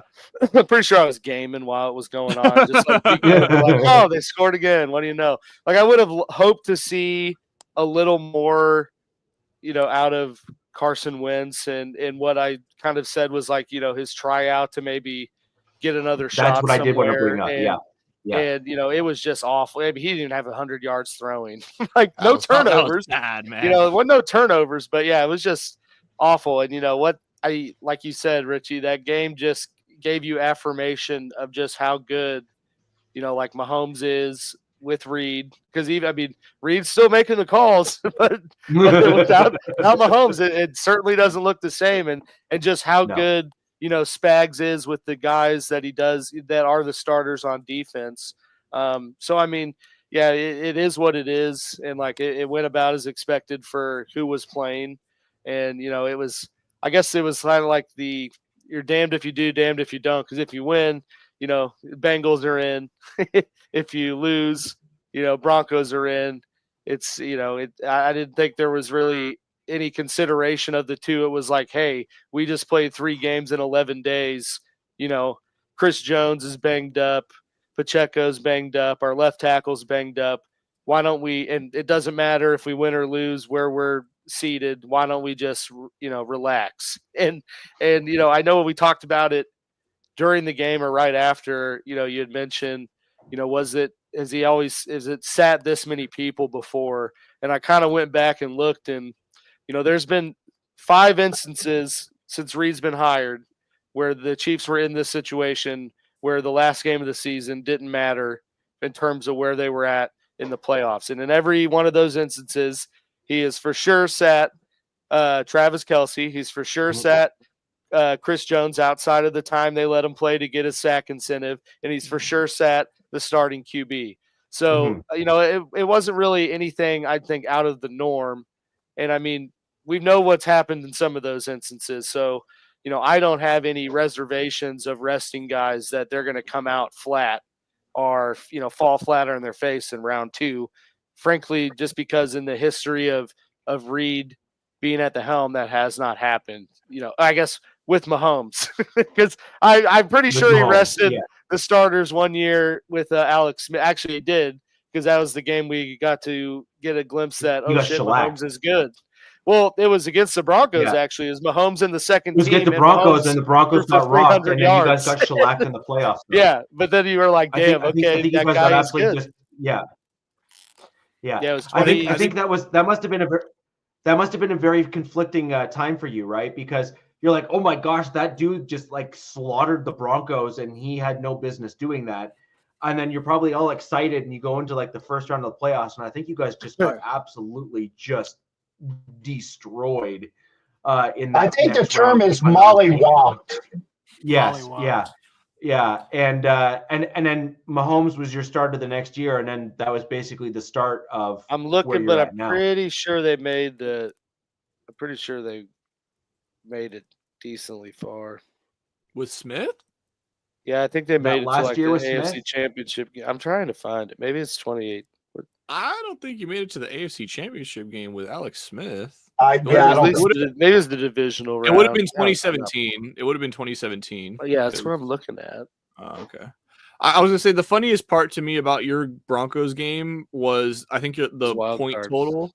The point total was set to 40.5, and the Broncos had 38 themselves, and we still didn't get over the total point. Yeah. They did not. They Yes. did not get shellacked. It was 22-21, and that's the game that Mariota completed a touchdown pass to himself. Right. So, Yeah. I remember no, that game. God.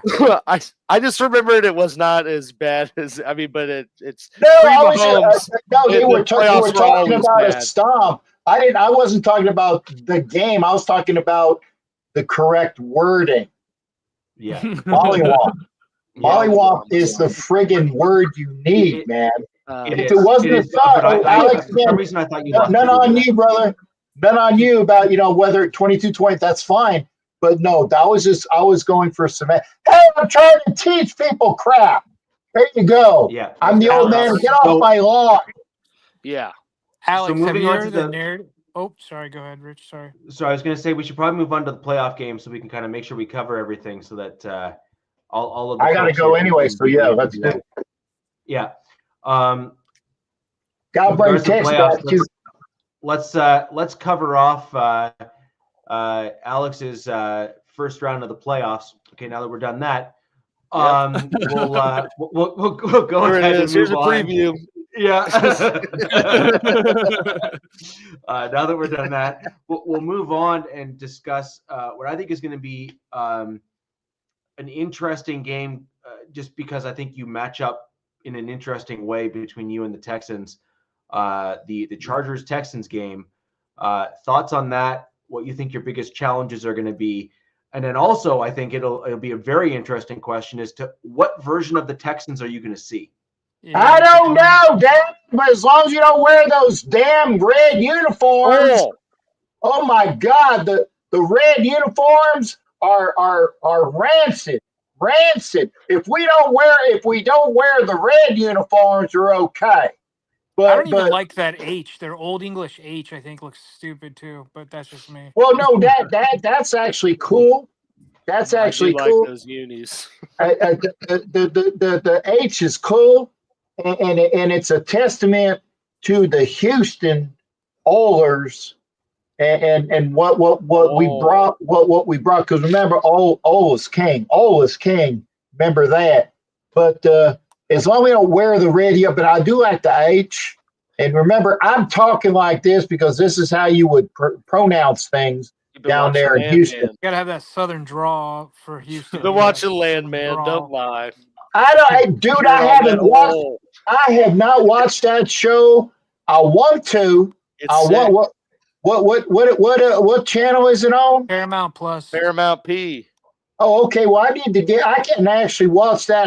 The only reason why I watched the game with the Raiders and the Chiefs at one time is because, or whichever game it was that was on the Netflix, is because my son came over and he had Netflix, so I can actually watch Netflix while he's still paying the bills because I don't have that. That's one of those things I don't have. But Paramount Plus, one of those jailbroken fire sticks. I got a fire stick. I got a fire stick. Jailbroken one? No, it's a legit one. He's military security, so yeah, I don't think he wants to have or he was or is, I don't know. I am not anymore, DZ, but thank you for asking. I actually when I do work, yeah, when I do work, get ready for this shit. I work in Fort Leavenworth, which is out there where those friggin' Kansas City Chiefs are, and it's horrible. It's horrible working at Fort Leavenworth. The worst thing about going to work in Fort Leavenworth is going through KCI and seeing all that crap Mahomes and Kelsey crap over at the airport. I'm just saying. He sees red, literally, figuratively. And then you got to go to Kansas, which is just torture. Oh, that is. They roll up the sidewalks at 8:30. But yeah, going back to the game. Going back to the game. Hey, thank you for catching me there, Robert. F you as well. But the game. Now I'm going to say this because I'm going to let you guys gloat on your one and done. But if the Texans can play up the standards, and this is the big if. If the Texans can play up the standards It's going to be a damn good game. It's going to be a better game than the Broncos going to freeze their choo-choos off over in Buffalo. But I think it's going to be a good game. I think the Texans can win, but I don't know if they will win because the Garglers or whatever you call that San Angeles thing coming in with the 3 straight win, and they've been playing well. The momentum is real good for them. Remember, it's momentum that the Garglers have all of these games, and it's going to be a good one. I'm actually gonna watch it, then I'm gonna get drunk either way. Like that. How's that? Yeah, I can't argue with that. Yeah, it's gonna be a close game. I feel like I do feel like the Chargers will win this game. I feel like you said, Captain, they're coming in with more momentum. They're playing at a higher level than the Texans are right now. The Texans are kind of backwards pedaling into the playoffs, kind of just won that division by default because it's so bad. Better than them Steelers are. They suck. Yeah, well, yeah, the Steelers peaked very early, and they're also another team that's sort of limping into the playoffs. I mean, I expect to see them be one and done as well. But yeah, I mean, this game's going to come down to, again, obviously possessions. Who's going to steal one? Who's going to be able to control the clock and run the ball? Both these teams are going to play very similarly through the run game. Let their defenses kind of control the pace of the game and how they're going to dictate it. But a fumble here, an interception there. This is one thing. The Texans defense does scare me. They do have those 2 elite pass rushers, but the Chargers, and Singletary, but the Chargers are built for it. They have those 2 elite tackles. So, they are made to, this is why you draft all, because when a team has 2 premier edge rushers like this, you're prepared for it and you have the personnel to handle it. So we've seen this O-line as a unit play really well these last couple of weeks. Again, I know the level of competition has not been that great, but it's just good to have those good games consecutively for a team, for a confidence for that unit, especially with how much they struggled early on. That interior O-line struggled very badly early on. So if they can get it together, that is going to be a huge plus. It's going to be a battle in the trenches, and that's going to dictate this game, through the run game, through the protection schemes, and obviously, if Herbert continues to play the way he's been playing these last few weeks, I truly don't think the Texans will just be able to do enough. I feel like Herbert has just been on another level these last few weeks. Some of these throws he's making, the way he's been able to run this offense, not turning the ball over, not even really putting it in harm's way that much. That is big for this. So. What's their cornerback's name? We'll see though. Derek Stingley. Stingley. No, the other one, their rookie. They got a rookie cornerback who's like best friends with Ladd, and he's gonna be covering Ladd. Yeah, God, what's his Kason? No. Yeah. Is it Kason? No, hold on. Yeah, from Georgia. Yeah, so I guess him and Ladd. Yeah, wait, is it Lassiter? Are you talking about Kamari Lassiter? Could be Kamari Lassiter. Yeah, it might be. Who knows? Yeah. But they were good friends. They trained together, like in the middle of Florida somewhere for like 3 months. He had nothing but good things to say about Ladd. Kid, that real blue collar kid, came up from really nothing, and he is where he's at because of hard work. Not from God-given ability. But one thing I'm looking into this game about is how our edges do, because their O-line, that's their weak spot, right? Yeah. But that's why Stroud had that sophomore slump. Game hasn't been great lately, so it's like it's this kind of like this balancing act right now. So it's like if these guys could have a game over, but Stroud, he's really good. He'll stick in that pocket and he'll find Nico or Schultz.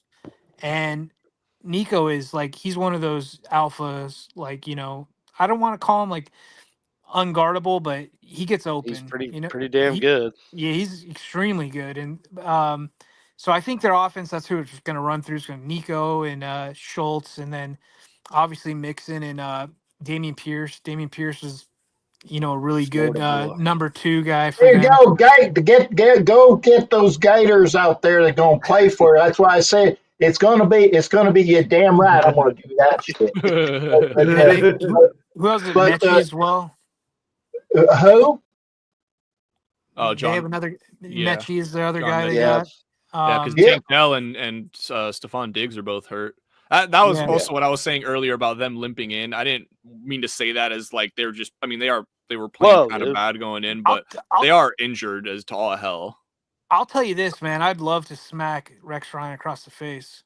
Oh my god, dude! Why is he saying that it's like a buy for He us? gave Shut them up. so much bulletin board material. Shut the fuck up. Like, this I is a know, buy dude. game for the Chargers. I'm like, you effing idiot, man. A Like, lot of the media is giving the Chargers like, oh, this is going to be an easy week. Like, none this of us is fans No, I feel love that it, way. dude. No, none of the I fans love feel it. like that at all, dude. All the fans are like, this is I'm here for far- it. Meanwhile, far from they a all sure say thing. the Chiefs are going to get outed quick, so give them the, it's. I mean, but, if all the other if and it's a big if the Chargers do win this game and the other two games go like they're supposed to and the favorites win, it is Chiefs Chargers in the divisional.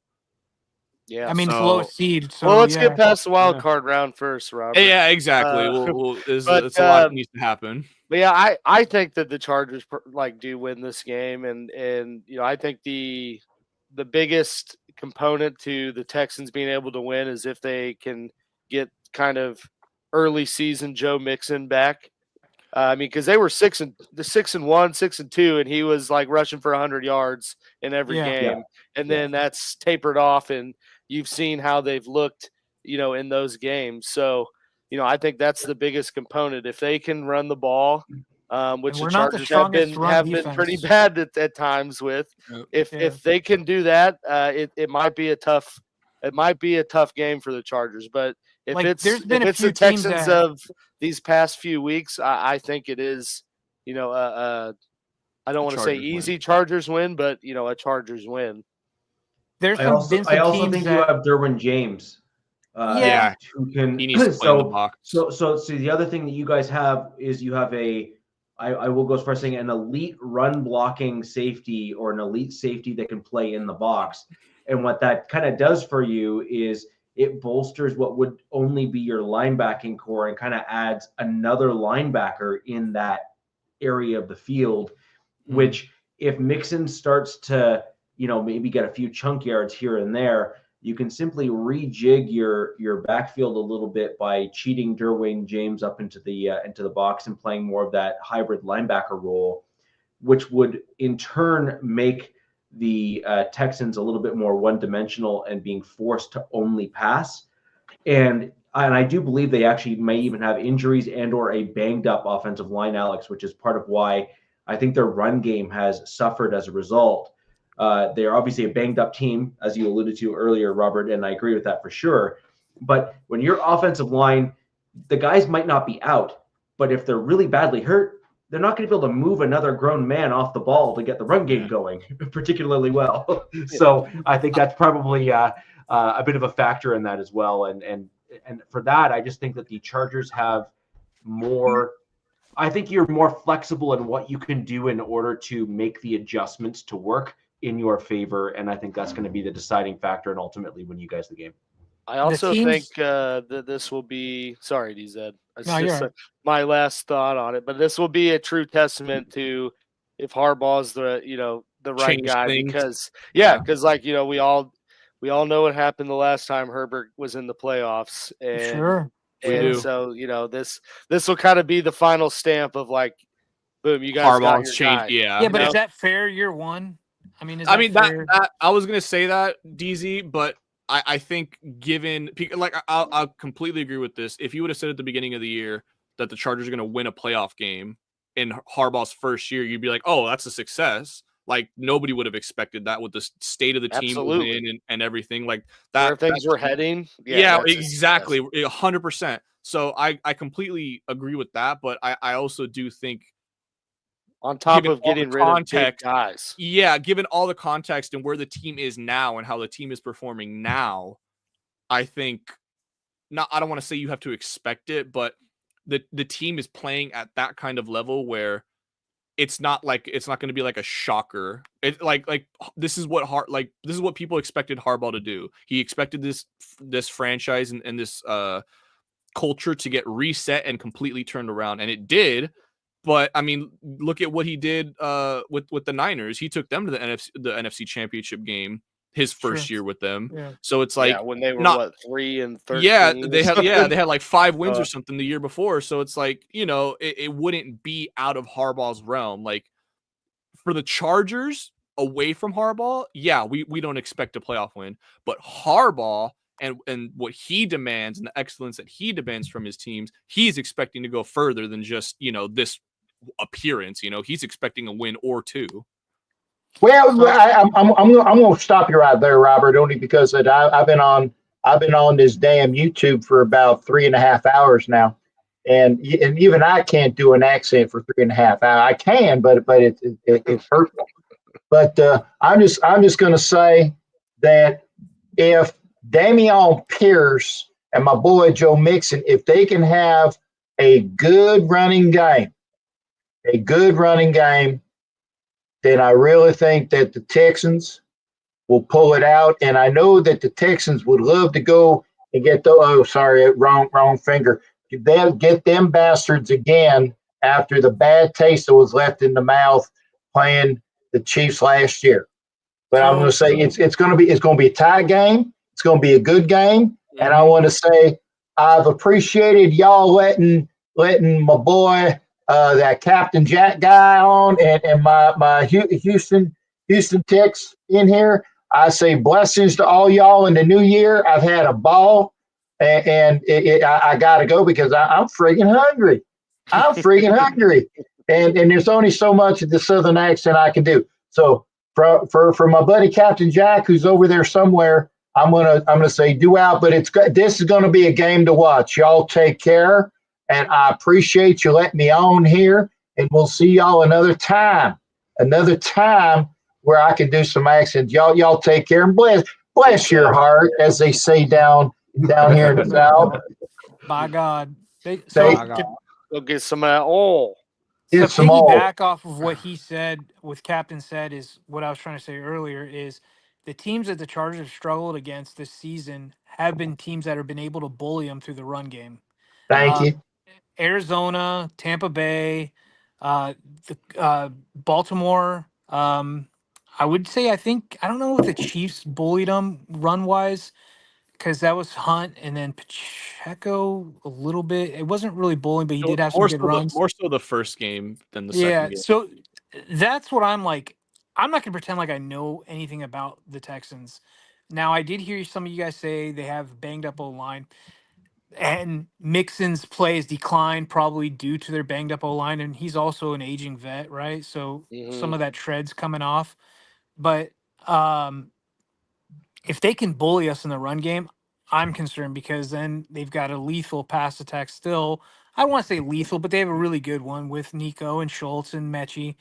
So that's giving me some concern. But if that run game doesn't come to fruition, which I'm hoping it doesn't, and our D line or our front seven, which it hasn't, can stymie that,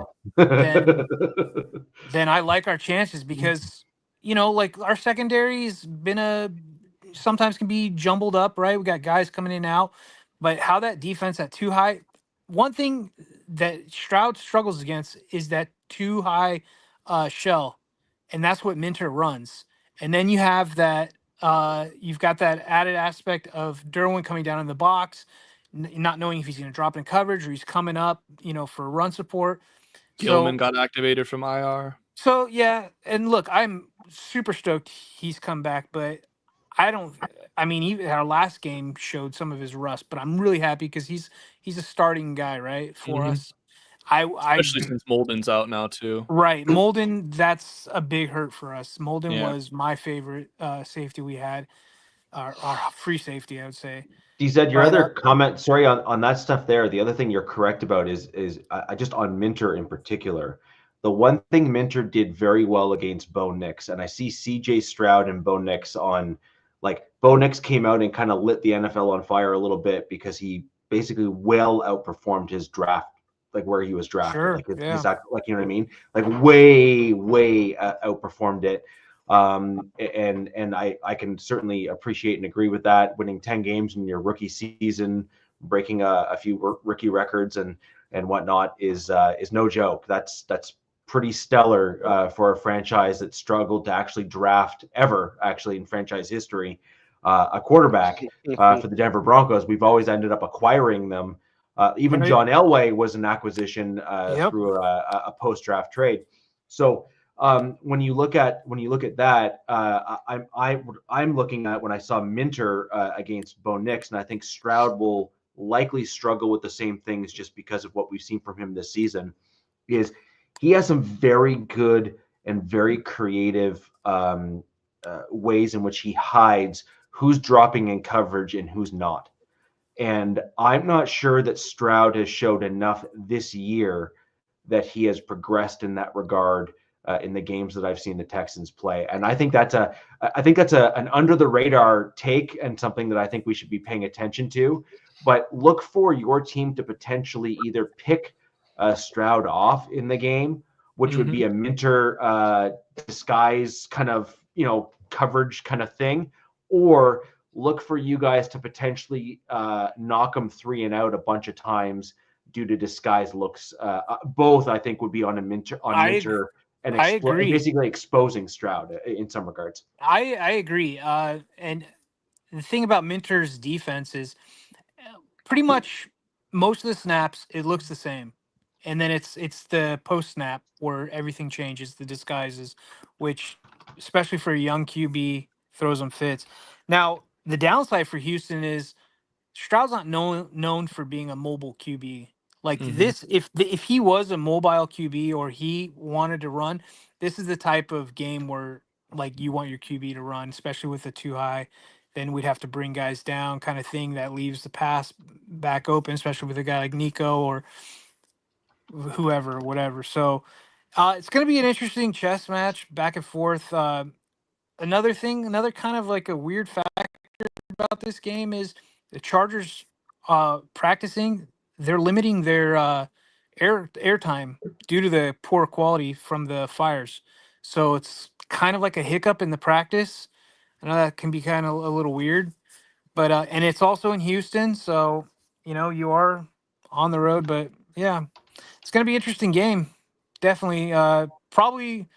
I'm not going to say the better game because you never know what's going to happen in Buffalo, man.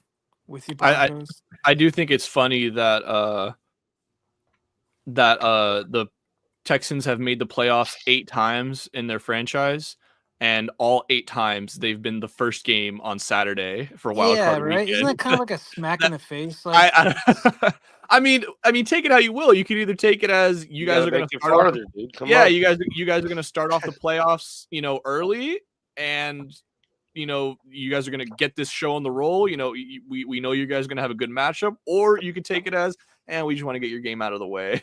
I do like the fact that everybody is pretty much like whatever your slot is, all eyes are on that slot. Oh yeah, yeah. It's the playoffs, man. That's the way it's got to be. Every game is a primetime game in the playoffs.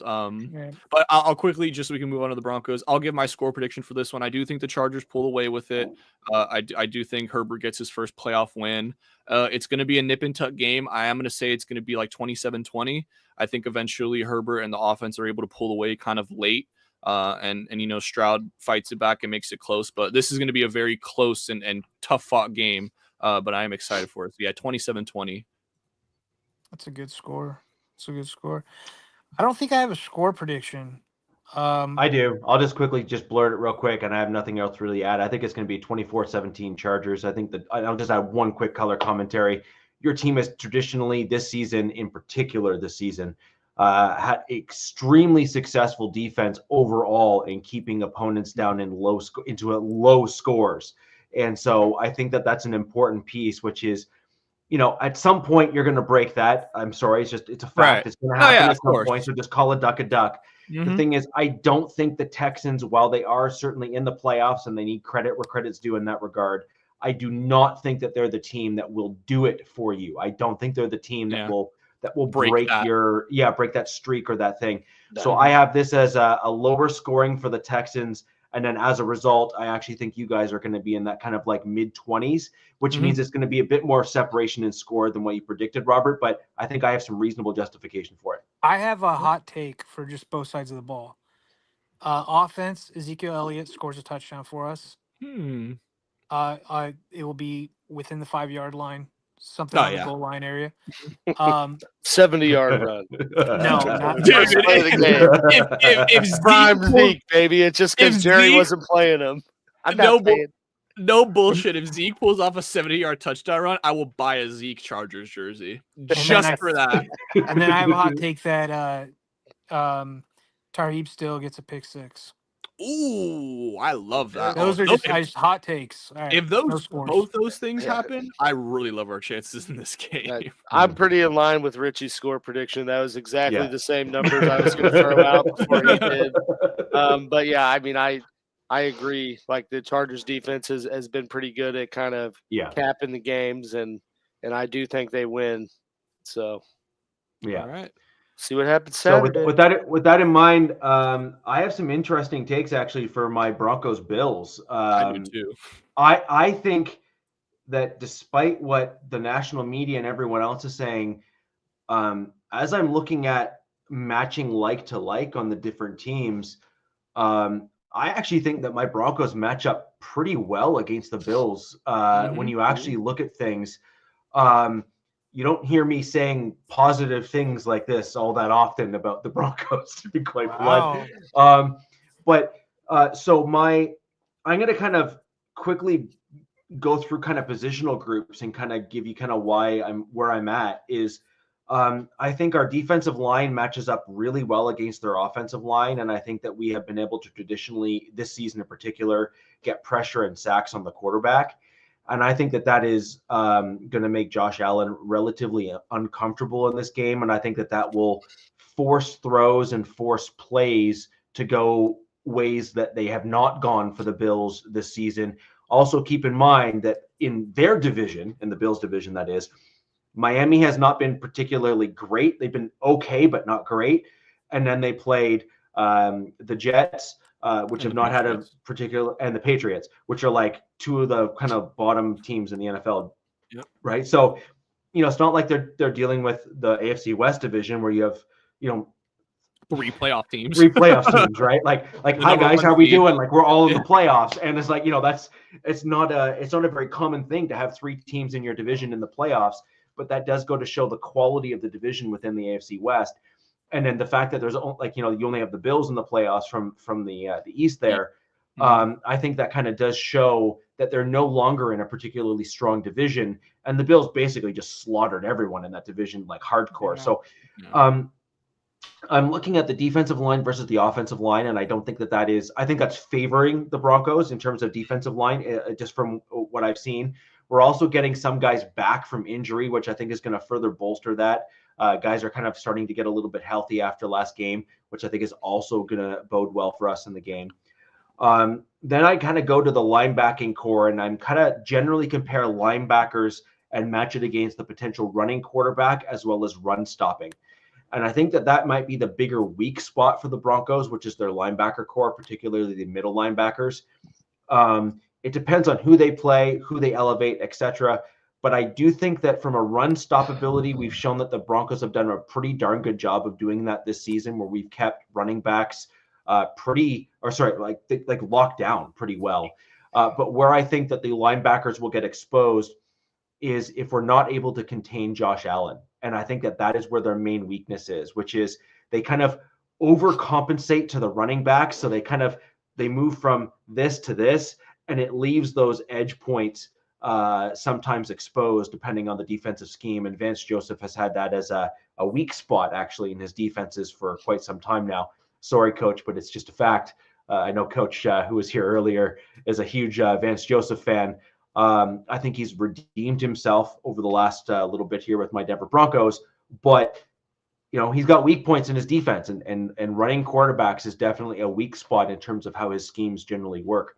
So I think that'll be a challenge with the linebackers, but then you kind of go to the defensive backs and the defensive backfields compared to the wide receivers. And I think that's again, like decision Broncos.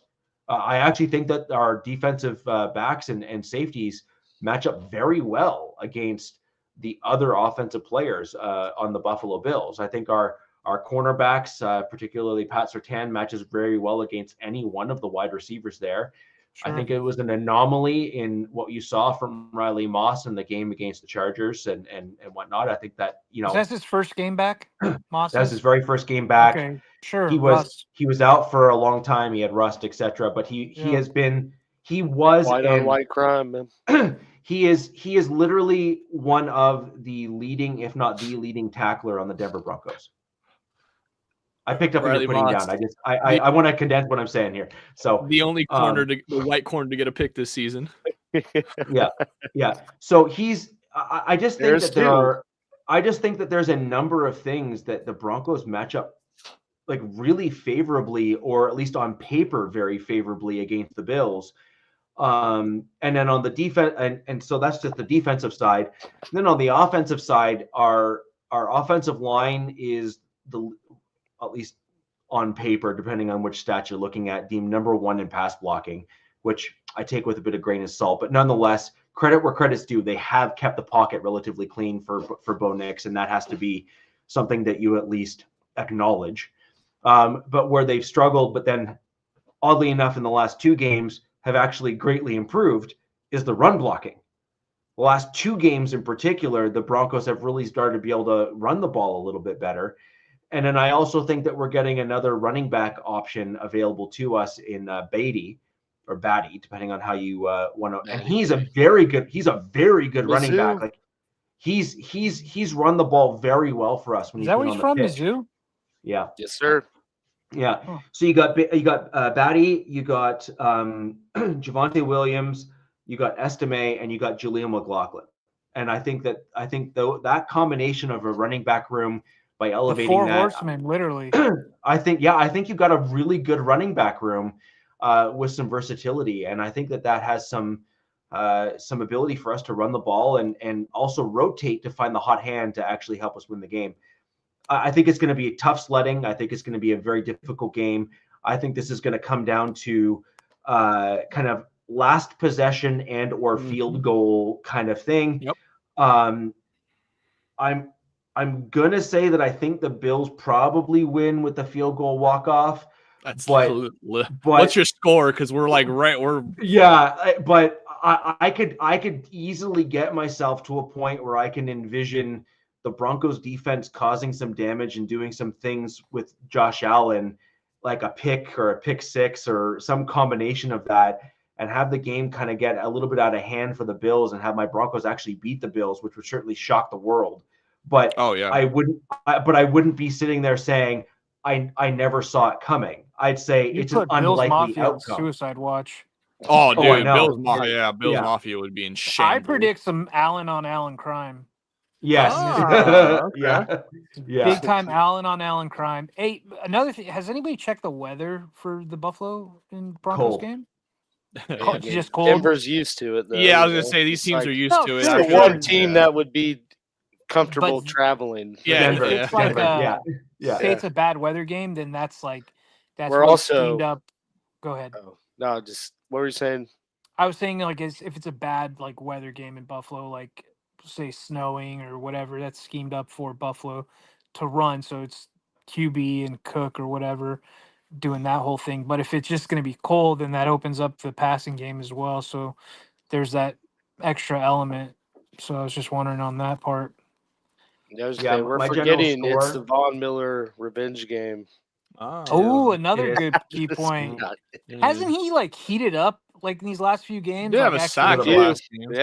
Yeah. So it's kind of like weird seeing that. I think the Broncos have 3 things they need to do in order to win this game. 1, they need to not turn the ball over at all. Because if you give any possessions away to the Bills, you're going to lose this game. Yeah, 2, you need to force at least 1 turnover yourself. You're going to have to steal possession against the Bills. Yeah. And 3, you're going to need at least 110 yards on the ground rushing. Because you're going to need to be able to control the clock somewhat in order to, like you said, Rich, hopefully you're the team tied down 1, whatever, with 2 minutes left on the clock, and you can go down and kick that walk-off field goal. Your third part's a definite. Your third part, not get it blocked.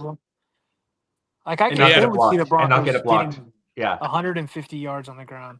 Oh yeah, if they can get, I mean, I'm just saying more so for the possession like aspect. Yeah, if they can run wild on the Bills, I give the Broncos a great chance to win because that defense can keep you in any game. Yeah, so I think my general score, as I'm kind of going back and forth on this, I think both quarterbacks have the ability, given the defense on both sides of the ball. I think that it's going to be, I'm going to say high scoring game, but I think it's going to be a higher scoring game than I think people are originally thinking it's going to be, because I think both quarterbacks are, Bo Nix is kind of on the upwards trajectory a little bit in terms of how he's kind of seeing the field and the stuff he's doing, which again, have to give him credit where credit's due in that regard. And in the last KC game, the one thing, Alex, that Sean Payton was doing with Bo was he was allowing him to kind of just like open the playbook and read the field and make the plays and make the calls and that kind of stuff. If we continue to see that of Bo Nix and have Bo Nix make the right calls and the right adjustments and the right things, my general score prediction right now, as I'm coming into the game, is I think it's 27-24 Bills. Because I think it's just a tick higher than what most people were thinking the score is probably going to be. I think they're thinking it's going to be a little bit lower than that. I got 23-20, so but I think with that. But I just think that both quarterbacks have shown more offense this season, and while it's possible that it goes into a score like you said there, Robert, I just think that both teams have put up a little bit more offense than that this season, and we've all played, both the Bills and the Broncos, solid defenses and put up points that are in the 20s. And so I kind of just see that happening. What's the do we know the point spread for this game? 9. 9, really? There's the largest. Yeah, that's crazy. Actually, if I'm a betting total's person, 47 points. 40. Yeah, that's so. Is that the largest of the playoffs? I don't know about that, but the spread's the second largest. The Ravens. So what they have them? They have the Bills winning. What would that be? 30. If it's 9-point spread, 47.5. Yeah. I mean, I think it's going to be a lot closer than that. I definitely give the Broncos, if the Broncos can keep this within a possession going into the fourth quarter, I give them a very good chance in this game. I like you said, Rich, you predicted we're right there. Like it's going to be a walk-off field goal. I just think it's going to be a little bit low scoring. I think it's 23-20. I think come playoff time, you see the off. Yeah, 24. Okay, yeah. So we're all pretty much in agreement. Three-point games. I try not to make the wanky scores. Yeah, I know, right? I think just once you get into the playoffs, you see the offenses, those defenses start to tighten down. Offenses have to kind of, I don't want to say find new ways to win, but you have 18 weeks of tape on you that these defenses are looking at. So, you got to find some new innovations, find some things that you haven't done, pull some things out of your ass that you haven't really pulled out. This is the time to do it, playoff time. So I think it's going to be, like you said, a lot closer than people think. So yeah, I got 23-20. Has there been a defense that's played Buffalo really well? Ravens. The Ravens held them to 10. So do they spy Josh Allen? Like that's what I'm wondering. Have to. Yeah, you have to. Right. So who would the Broncos have?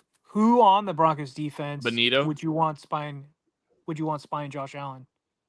I don't think you'd want Benito. You'd probably do it a combination. Maybe they would probably have Stranad spy Allen for some plays. Hand off to Benito and Cooper on the edges on others. Both guys are. I mean, Benito is playing really, really well. So. He is. He's playing. He's playing him and insane. Allen. I love those guys. Like I hate playing against them, but I love. Yeah. So I think those would be the guys that would do it. And then the other thing is that once they end up with Allen running, you'll likely see a safety kind of run up from the back to try to stop him as well. The one thing I will give Vance Joseph credit for is his initial game plan on defense is normally okay. The question is his second adjustments, and not even just the adjustments themselves, is does he have the secondary adjustment to the adjustments, as in like when the other team zigs after the half and they figure out what he's done, does he have the second punch to cross back, to fight back, to kind of then make that other piece? Traditionally, he has not done that. My biggest concern in this game actually isn't necessarily the teams themselves. It's Vance Joseph has already been pulled into the head coaching carousel search. And is he prepping for potentially his next interview and hopeful next head coach option, rather than planning the Broncos defense. That would be my concern. Yeah. Good point. Yeah. But yeah, so I think I'm pretty similar to you and Robert's, take that. I think it's definitely not a 9-point differential type game. Take those points if you're betting. I do think it is a game that the Bills win. But to me, there's three big X factors. And, the first one, obviously, Richie talked about the Broncos and their ability to get pressure. I mean, they led the NFL in sacks. But, the catch-22 to that is the Bills also gave up the fewest amount of sacks in the whole league with 14. So, you have the best edge rush group against the best O-line group. Which one gets the best of the other, in that realm? Like, I mean, if the Broncos are able to get pressure the way they have in some games, that certainly opens the door for, a lot, things to be swayed more in their favor. But I mean, if they kind of fall in line with what other teams have not been able to do and not sack Josh Allen, that I think, is going to make it more difficult for it to be a game. The second X factor is, obviously it's Bo Nix's rookie first playoff game. I'm with Robert that they can't turn the ball over. And so, he's done that in games, but I mean, to his credit, that he's also played, I think, almost 10 games where he hasn't turned the ball over. So, I mean, over half of the season, he's played turnover-free football. So which version of that do you get, when the lights are brightest in his first playoff, moment? And that's, that's the kind of second prong to it. And then the last one is, which Bills defense shows up, because, they played, I think they finished the year with the Jets and the Patriots, who we've already alluded to. While those were divisional games, are, I think everyone can agree, pretty ass teams right now. It's weird because the Jets aren't really ass. They're playing like ass. They're ass. I think on paper they have. So literally their last three games have been Patriots, Jets, Patriots. What a way to go into the playoffs. They've coasted. Getting ready for the season. That's like playing FCS East, West, and Midwest. Before you got Alabama #1. But in the 2 weeks before that, so weeks 14 and 15, their defense gave up 44 points and 42 points. 44 points to the Rams and they gave up 44 and 48. So 44 to the Rams and 48 to the Lions. Like, obviously, Lions, hell of an offense. The Rams. What's that LA game? That was in LA too, though, right? Both were away games, but still, you're looking at a defense that gave up 40-plus games and then played 40-plus points and then finished their season against two of the worst offenses in the NFL. And now you have the Broncos offense, who has been heating up at the right time and certainly getting, more creative and more explosive. So which Bills defense shows up? If it's one that's more in line with the earlier parts of the season, that can certainly make things difficult for the Broncos as well. But I mean, those are my three big X factor things to watch. But ultimately, I think just the Bills are the more experienced team, and I think that's gonna play the big factor in them kind of getting that final push at the end of the game to win. But like I said, I think it's 24-21. So, I mean, it could very easily go the other way. I'm curious to see on the Broncos side if they let Nix do some of the stuff he did early in the season. Just been like, boom, go, dude. Like, I say they should. Let's not forget Sean Payton's the same guy that started the Super Bowl second half off with onside. Yep. So he might be hey, Bo, you're 30. Go for it. I was gonna say, I think this is I think the fact that Broncos made the playoffs in Bo's rookie season is already success enough. Like, anything you do from here on out, Richie was saying earlier about them drafting QBs and how it's been not a thing for the Broncos. Nope. It's pretty incredible what's going on in Denver, especially. I mean, those Ducks, man. Are you ready to admit that Bo Nix, it was the right decision to start him immediately? No. Oh my God. Oh man. No, like That's so. what we'll talk about next show. Yeah, so I mean, Robert, when you weren't here, and I guess you didn't see that part of the show. Alex and I were chatting about the same thing, which is I'm willing to say that he's definitely learned from those mistakes in the earlier part of the season. So that's great. But what we will never know, and this is why I said no, is because you'll never know if Bo is the type of guy that had to actually play through and make those mistakes in season, or if he's the guy that could watch it from the sideline and say, oh, I would have maybe done that, but look where that dude was. If I had made that throw, then it would have been picked. Like, these guys are at a level that a lot of us are not. Like, they go back and look at the tape and they can kind of they can visualize themselves, like what they would have done and how they would have done it. So is Bo the type of guy that needs to make the mistake and then overcome it? Or is Bo the type of guy that is just as good or can end up in the same spot by watching it from the sidelines and playing it back and then come in and then not make those mistakes? Some guys require the, baptism through fire, so to speak, in terms of the term, which is I have to throw, an ungodly number of picks in my first 2 games to basically, force myself to not make those errors again. Whereas other guys are like Sam Darnold and some of these other guys that, that rocks them to their core, making those mistakes on the field. And they actually, and now all of a sudden they're ruined forever, or not forever, but at least for a while, until they can like recoup and kind of get themselves grounded and centered. So I think that's Sean Payton had a couple things going with Bo Nix. I think he saw the amount of games this kid started in college, which was a ton, right? A lot. Yeah, 2 different big programs. Yeah, right, and had some decent success. And then he also wanted to show, like, hey, I'm making the right choice with this guy over what happened with Russell Wilson. Like, let's get that taste out of our mouths right away. Like, so I think there was those 2 factors going into him starting like he did. And yeah, I mean, in hindsight, it worked, right? I mean, that's why I feel like, as Rich said, like, we don't know if he would have been the type to sit back and learn and improve off that, or if he's the type to make mistakes and learn from that. I think he's proven that he's the type where he can make mistakes and then learn from it, as seeing his growth throughout the season. We saw, and like you said, there's mistakes that he made in those first 4 weeks of the season that he doesn't make later on. And I know, they did lose 2 of these games that, were winning in scenarios, but they went up against a division rival that was basically playing for their playoff life, because I don't think people realize this. If the Chargers lose that game to the Broncos, you're done. Yeah, we're pretty much like the odds of us making the playoffs are, they drop dramatically. Yeah, significantly drop. And I know we probably would have still gotten in just because we play the Patriots and the Raiders, and those were 2 pretty much easy wins, seeing how they went.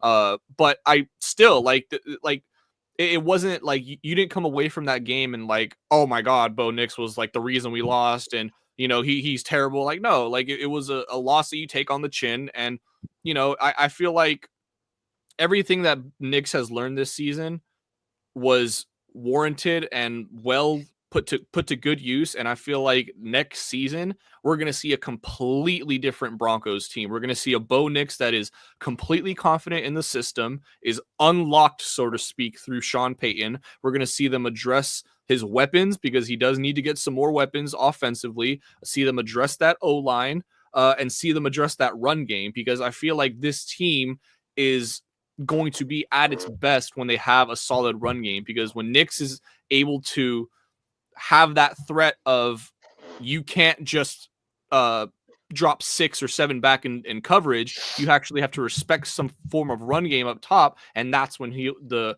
play action, that's when these kind of short yak routes kind of go big. And we saw some of that happen in the Chargers game. And obviously, Minter was able to make adjustments at halftime and kind of, flip the script on it. But we saw the potential of what the Broncos offense could be as a whole. And when that defense is playing like we know they can, I mean, realistically, that's a tough ask to. I think you made like a solid point, like about the running, right? They need to figure out. They need to quit messing with 4 guys. I know, yeah. 1, 2 dudes.